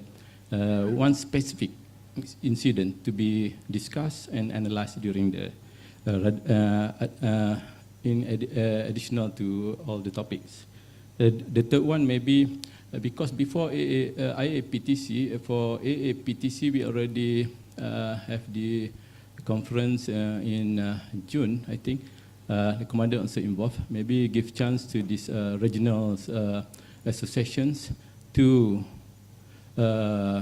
yes, there is today, but give chance maybe for them to update the best practice and all, to share with all these members from each regional in training or in mission area. That's all my opinion to be considered. Thank you. Thank you, sir. My apologies for missing your hand. Is there anyone else? I'm going across. Please now make it really clear you need me to stop. Brilliant. Thank you. So look, I'll just recap the points that came through. One is their interaction and how do we get the meetings going more. The second, some sort of speed dating. You'd like to all meet each other. So we'll look at that. Bring technology and use that. The third is reviewing back on the conference of the previous year's conference, looking at incidents, particularly case studies maybe, as part of the conference agenda, and finally looking at best do have any themes. Saber. Thank you, Colonel.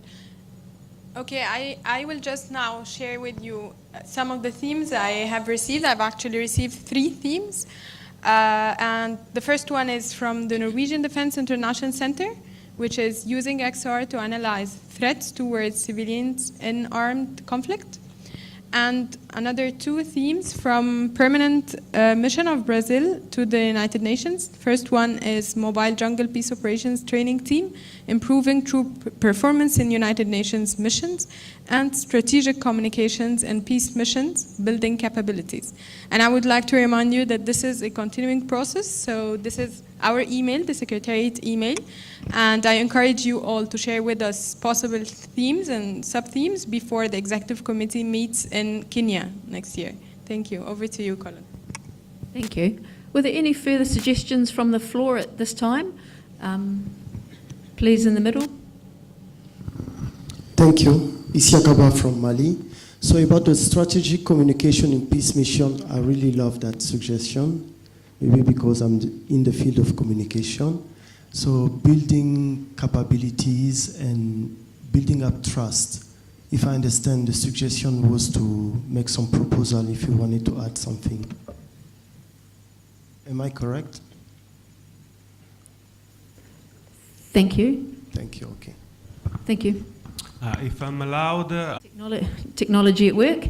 Green peacekeeping, solution towards sustainable peace is another topic that has also been given to us from BIPSOT. So we will add that to the list for the Executive Committee to consider early next year.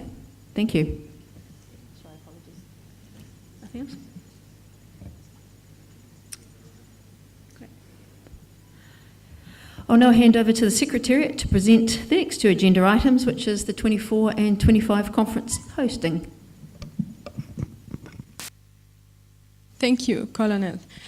While we weren't able to meet for 2 or 3 years, we finally met this year in person, and we actually had very good and rewarding discussions with the members during the last few days. And thank you for reaching out to the Executive Committee. So I would like to inform you that we have for Host 2024 2 indications of interest from 2 hosts. One is still in the process, and the other one is formal, I can say, and it's from Rwanda. So it's also a continuing process, so please reach out to the Secretariat during the next few months if you would like to indicate your interest in hosting the 2024 annual conference. Yeah, okay. Now I will, 2025. We also have 2 indications of... And Commandant BPOTC for successfully conducting IAPTC 26 annual conference in a grand way.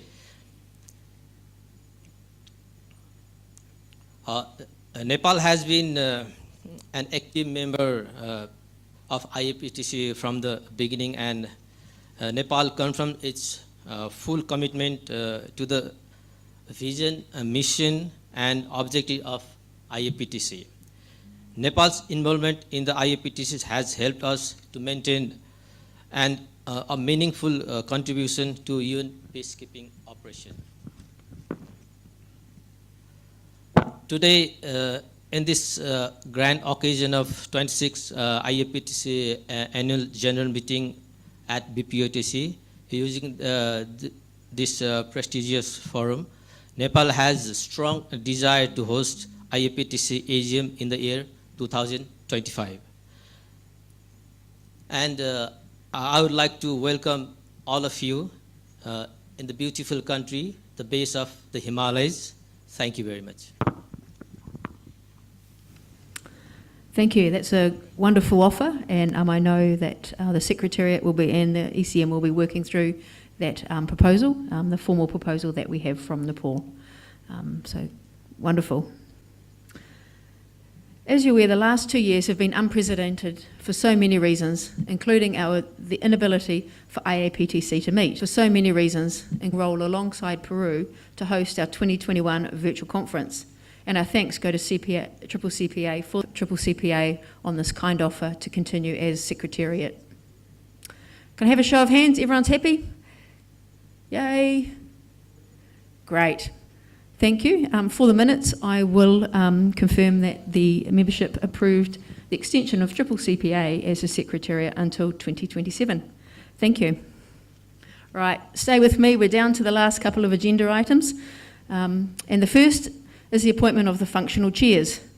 But before we discuss the recommendations, I'd like to thank the 4 outgoing chairs for what has been an extended period due to the COVID pandemic. This year, we've been lucky to have a number of institutions nominate highly experienced and suitably qualified individuals to fill the 4 functional chairs.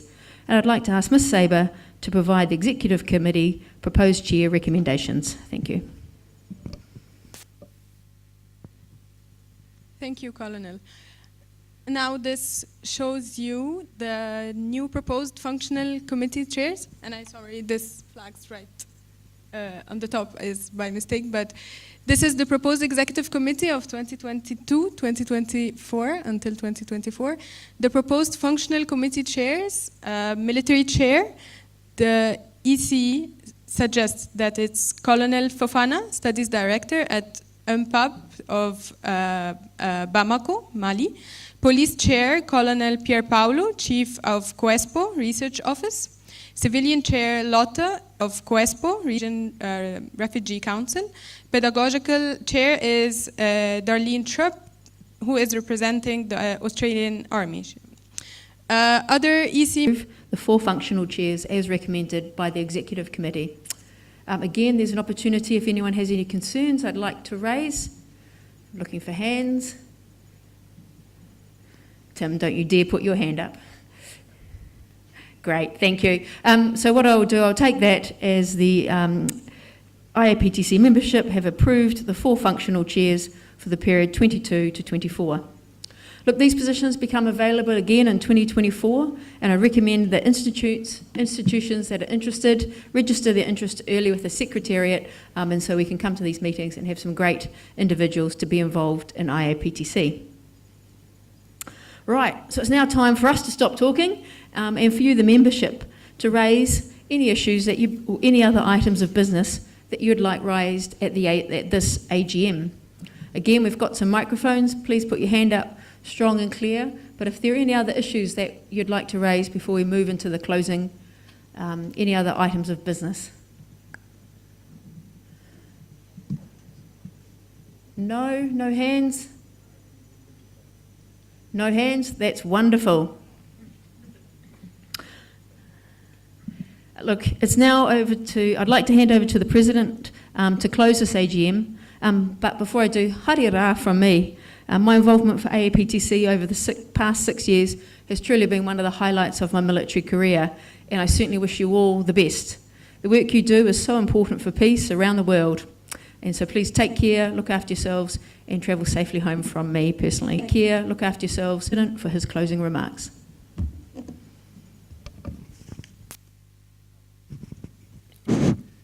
Distinguished Posset, General Reward, the authority is now yours. Thank you, Colonel Barzula. And on behalf of BIPSOT, I would like to express our sincere gratitude to all the executive committee members, and in particular, the presidency of Peru, supported by Colonel Roberto, who had been phenomenal and instrumental in keeping this association moving. And we understand the current president because of his commitments, but we haven't, in the executive committee, never felt his absence.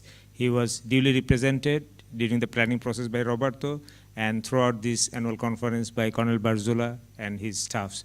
So we really appreciate the great hard work that Peru, on behalf of ALCOPAS, had been enduring, and particularly as it was highlighted by Colonel Helen Cooper at the beginning, that they were supposed to steer the committee for only 1 year. Eventually, they landed up doing it for 3 consecutive years.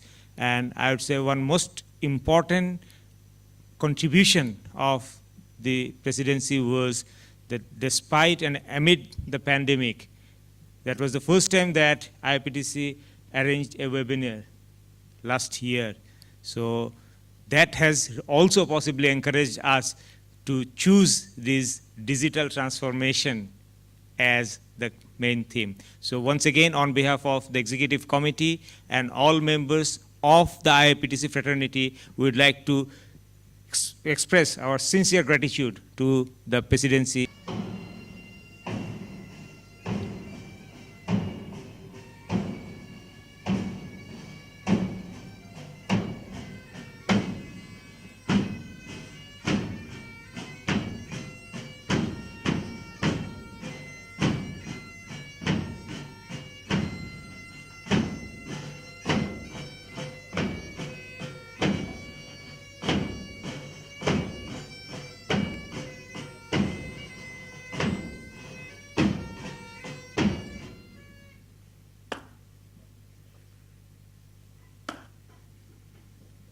Now, I would humbly request the President's representative and the new President to kindly take part in the flag handing taking over ceremony.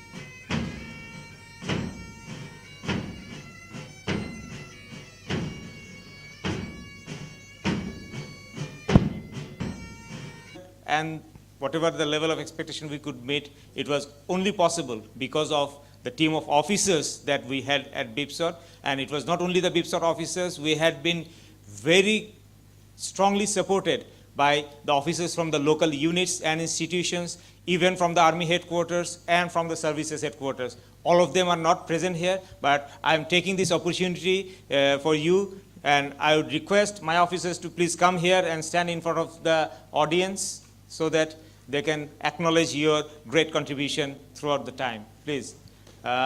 My Deputy Commandant, Brigadier Wasim, I'm not going to introduce all of them, but I can tell you each of them had been doing phenomenal, instrumental, and outstanding. So they really deserve a great big hand.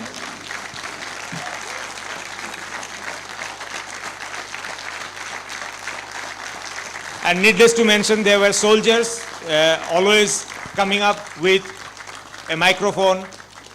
There was a disconnection and switching. So please give a big hand to the soldiers who have been working, the IT staff, the civilian staffs and all. Thank you, ladies and gentlemen. We hope to meet in Kenya next year and under the able guidance of Brigadier Joyce Sitiani. So, ma'am, all the good wishes for you and your team.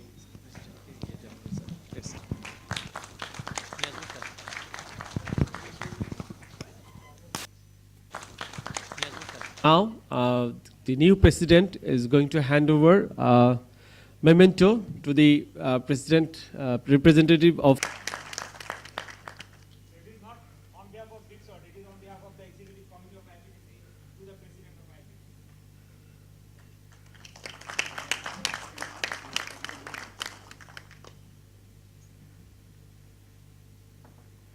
Ladies and gentlemen, that brings us to the end of 26th IAPTC Annual Conference. Thank you.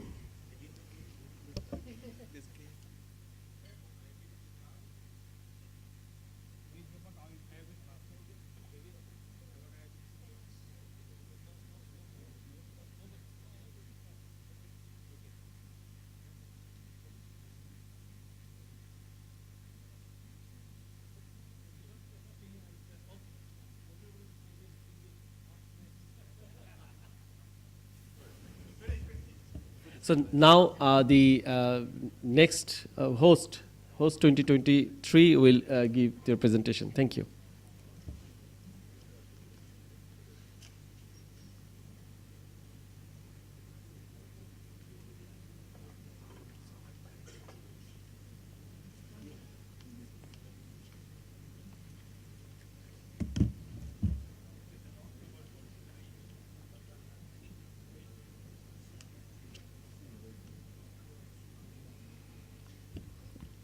the president of the IAPTC, members of the executive committee, chairpersons of the military, police, and civilian functions, IAPTC, the 27th annual conference of the International Association of Peace Training Centers, to be held in Nairobi, Kenya. We will now show a documentary, a brief documentary on what is expected. 27th International Association of Peacekeeping Training Centers Conference, which will be held in the year 2023. Kenya is known for its diverse cultural heritage and is home to one of the 7 wonders of the world. That is the annual wilderness migration. It is also home to renowned athletes who hold global honors. Endowed with picturesque beaches, landscapes, and a wide array of flora and fauna, Kenya attracts millions of tourists from all over the globe. Additionally, Kenya's capital Nairobi remains a leading business and technological hub across Eastern and Central Africa.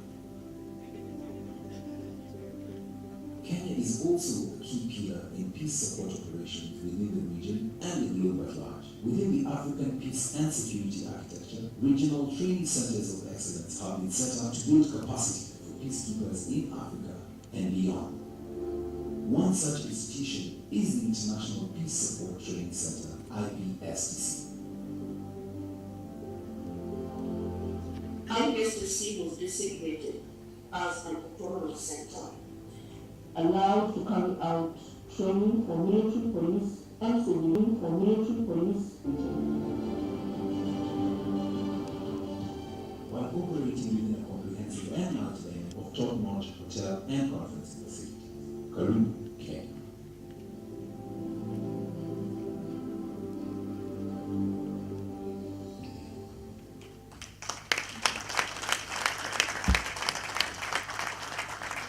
So, Karibu, Kenya, kuna matata. So, distinguished participants, Kenya has been a major contributor to peacekeeping missions, having made her first contribution in 1979 in Chad.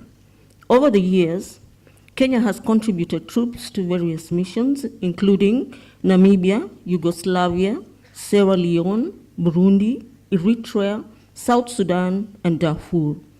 Currently, Kenyan troops are in the Democratic Republic of Congo under the United Nations and the recently deployed East African Community Force. They are also in Somalia under the African Union. We also have staff officers and observers deployed in various missions across the world under the United Nations. Due to Kenya's contribution and professionalism displayed by her troops, Kenya has been invited to provide force commanders and deputy force commanders in various missions. Most notable ones are Lieutenant General Daniel Opande in Sierra Leone and Liberia, and most recently, Lieutenant General Leonard Gondi in Liberia and Darfur. All these missions wound up successfully. In Liberia,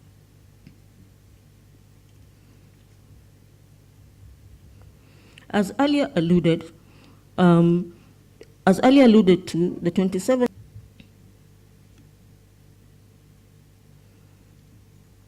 IPSTC has been a very active member of the IAPTC since 2010 and will be the 5th host of this conference on the African continent after South Africa, Nigeria, Ghana, and Egypt.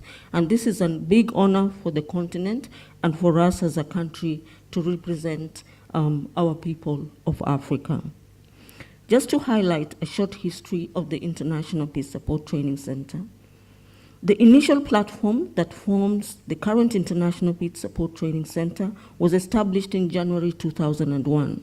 And this is when the Kenya Defense Forces established a Peace Support Training Center as part of the Kenya Defense Staff College. Kenya was a major UN troop contributing country at the time, so IPSTC primarily focused on pre-deployment training of KDF troops and Kenya Police contribution to the UN peace support operations. PSTC then became a separate Ministry of Defense establishment in 2006, and initial efforts towards internationalization began in 2008. PSTC Karen merged with another institution which is not far from the airport, and I hope that when you visit IPSTC, you will be able to go there. And I hope that it was merged with the International Mine Action Japan, Kenya, Germany, and the United Nations Development Program. The IPSTC has now 4 training platforms, and 3 training platforms and a research department. So this is the Peace and Conflict Studies School, the Humanitarian Peace Support School, the Peace and Conflict Research Department. So research is really, really important to us. And a very recent inclusion, the IPSTC Postgraduate School, where we are now offering a Master of Arts degree in crisis response, in crisis response and disaster management, which is open to everyone from around the world. IPSTC trainings have been a significant peace enabler globally, with a value that aligns with the United Nations agenda of international peace and security. IPSTC has trained over 50,000 participants from 189 of the world's 195 countries. This outreach has been bolstered by IPSTC's ability to provide training in both French and English at the same time, thereby attracting participants from Francophone countries. In addition, IPSTC has been able to assemble mobile training teams with the aim of exporting education and training outside Kenya while maintaining the high quality provided at the International Peace Support School. Quality.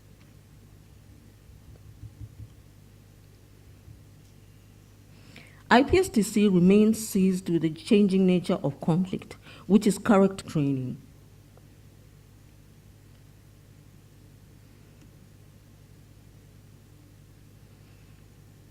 Although IPSTC is an autonomous regional education training and research center of excellence, she carries out capacity building in peace support operations for member states of the Eastern Africa Standby Force within the framework of the Africa Peace and Security Architecture. The 27th annual IAPTC conference in Nairobi is envisaged to be a prestigious event that will bring together actors from across the globe. More specifically, hosting this World Conference in Nairobi is expected to provide a forum to broaden contact and discussions between various international organizations, as you have seen in this conference, training centers, of course, and universities, think tanks, and research scholars from a wide range, with a wide range of expertise in peace and security. It is expected that the center will be networking with a number of you when preparing for the conference. And we encourage you to reach out to us to make your suggestions. We've already received very, very many suggestions from members who have attended this conference on what they expect to see when they come to Nairobi. The strategic positioning of IPSTC in the region is expected, the strategic positioning going peace support operations and from the African Union. And since planning and management of the tomorrow, okay. So the conference aside, Kenya is known for its diverse and distinct cultural heritage, as you have seen, and is a home of one of the 7 wonders of the world. That is the annual wildebeest migration. It is also home to renowned athletes who hold global honors. So in other words, we in Kenya run fast and we migrate a lot.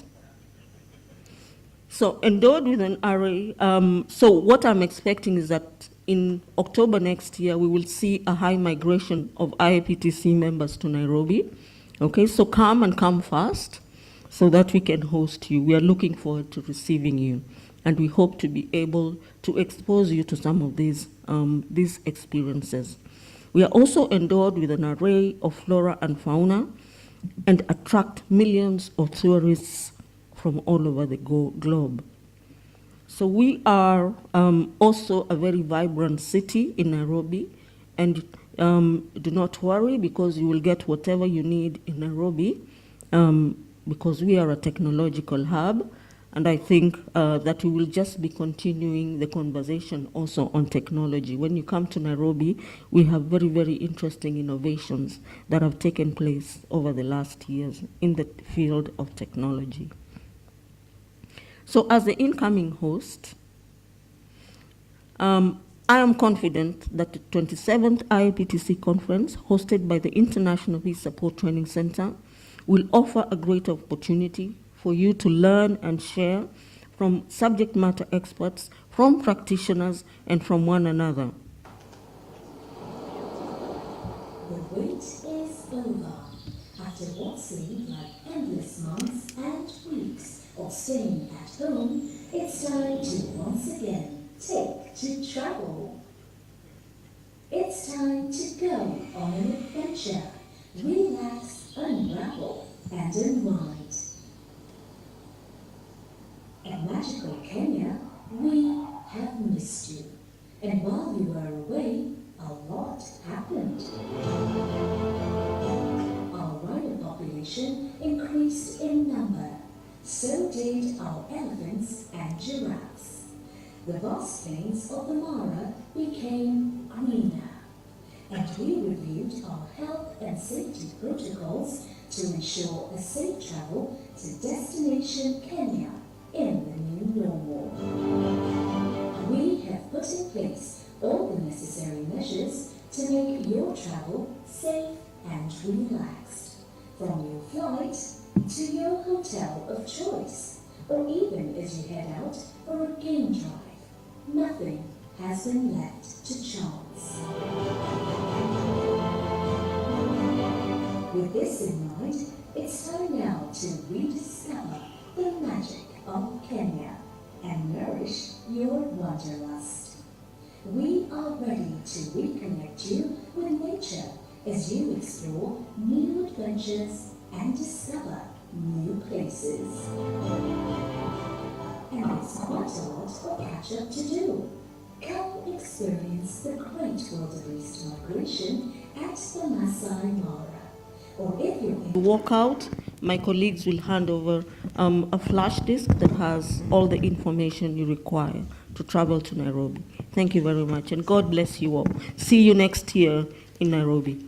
Ladies and gentlemen, my apologies to keep you for another 1 minute. I cannot check my temptation because there were a few key players who couldn't join while we uploaded them, because I thought that AGM will be continuing a little long. So I asked them to come after 3 o'clock. So I request those of the BIPSOT officers who came late, CI and others, please come in front and give us a chance to thank you once again.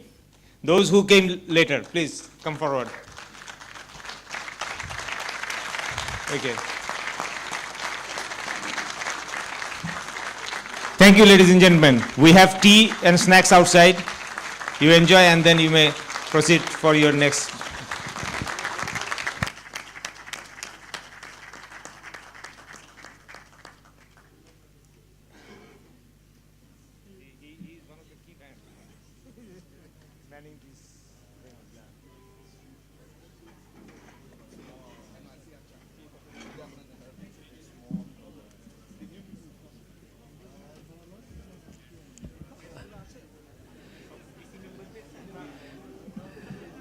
Esteemed participants, we have arrangement of tea, coffee in the upstairs.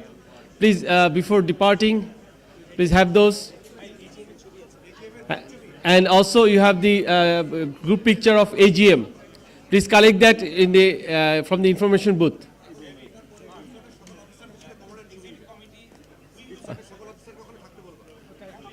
All faculty members of BIPSOT.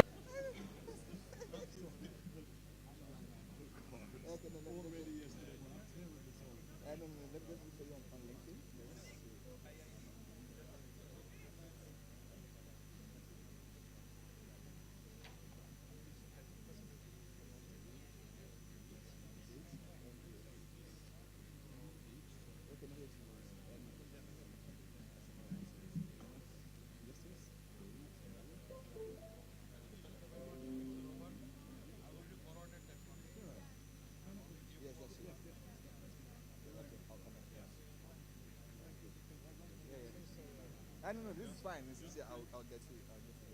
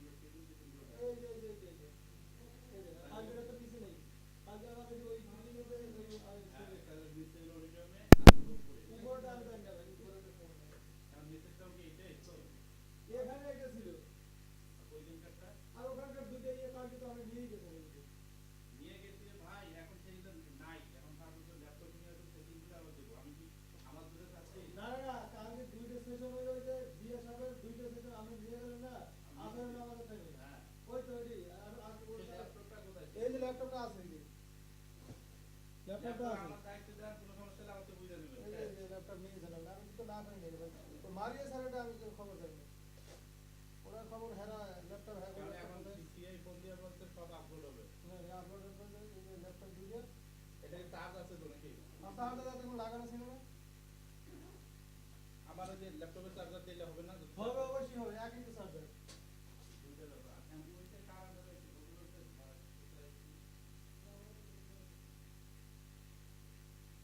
এডিটা বলতে বলতে কোন এর কি কিছু আছে না আমি কিছু বলছি না হ্যাঁ পোস্ট করতে বলছি বুঝছেন এই লাইটগুলো আমি লাইট দিতে পারেন এখন আমাদের হলো দুইটা এই আমাদের এই দুইটা আমাদের একটা ইয়ে দেন আর এটা মানে আপনার আমাদের মধ্যে কিছু আমি আনসার মানে যেটা বলে ইয়া বলে আনসার আমি বলে লেখা আছে তাহলে আপনি বারগুলো বুঝে নেন ধরেন খালি হয়ে গেল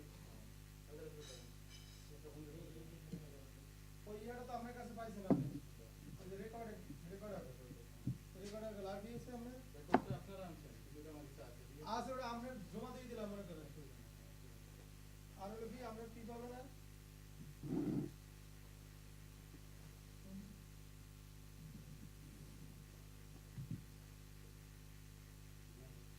নিচের দিকে আসুন নিচের দিকে ঠিক আছে এটা হচ্ছে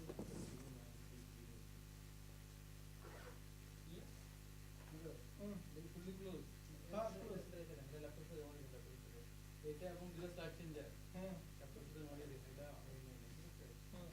এগুলো আছে না এগুলো আমি নিয়ে আসছি বুঝলে তারপরে এই যে ইয়া আমাদের ওই আমি দাদা বলছি এটা আমরা ইয়ে করি তার আমি বেটারে ভালো কাজ লোক দিতে এখন নিয়ে লোক আছে আমার লোক আছে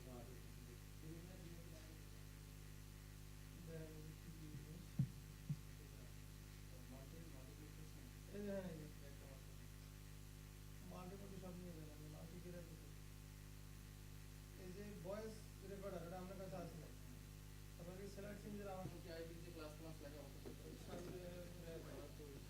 আমাদের বলছে বন্ধ করতে বন্ধ করতেছে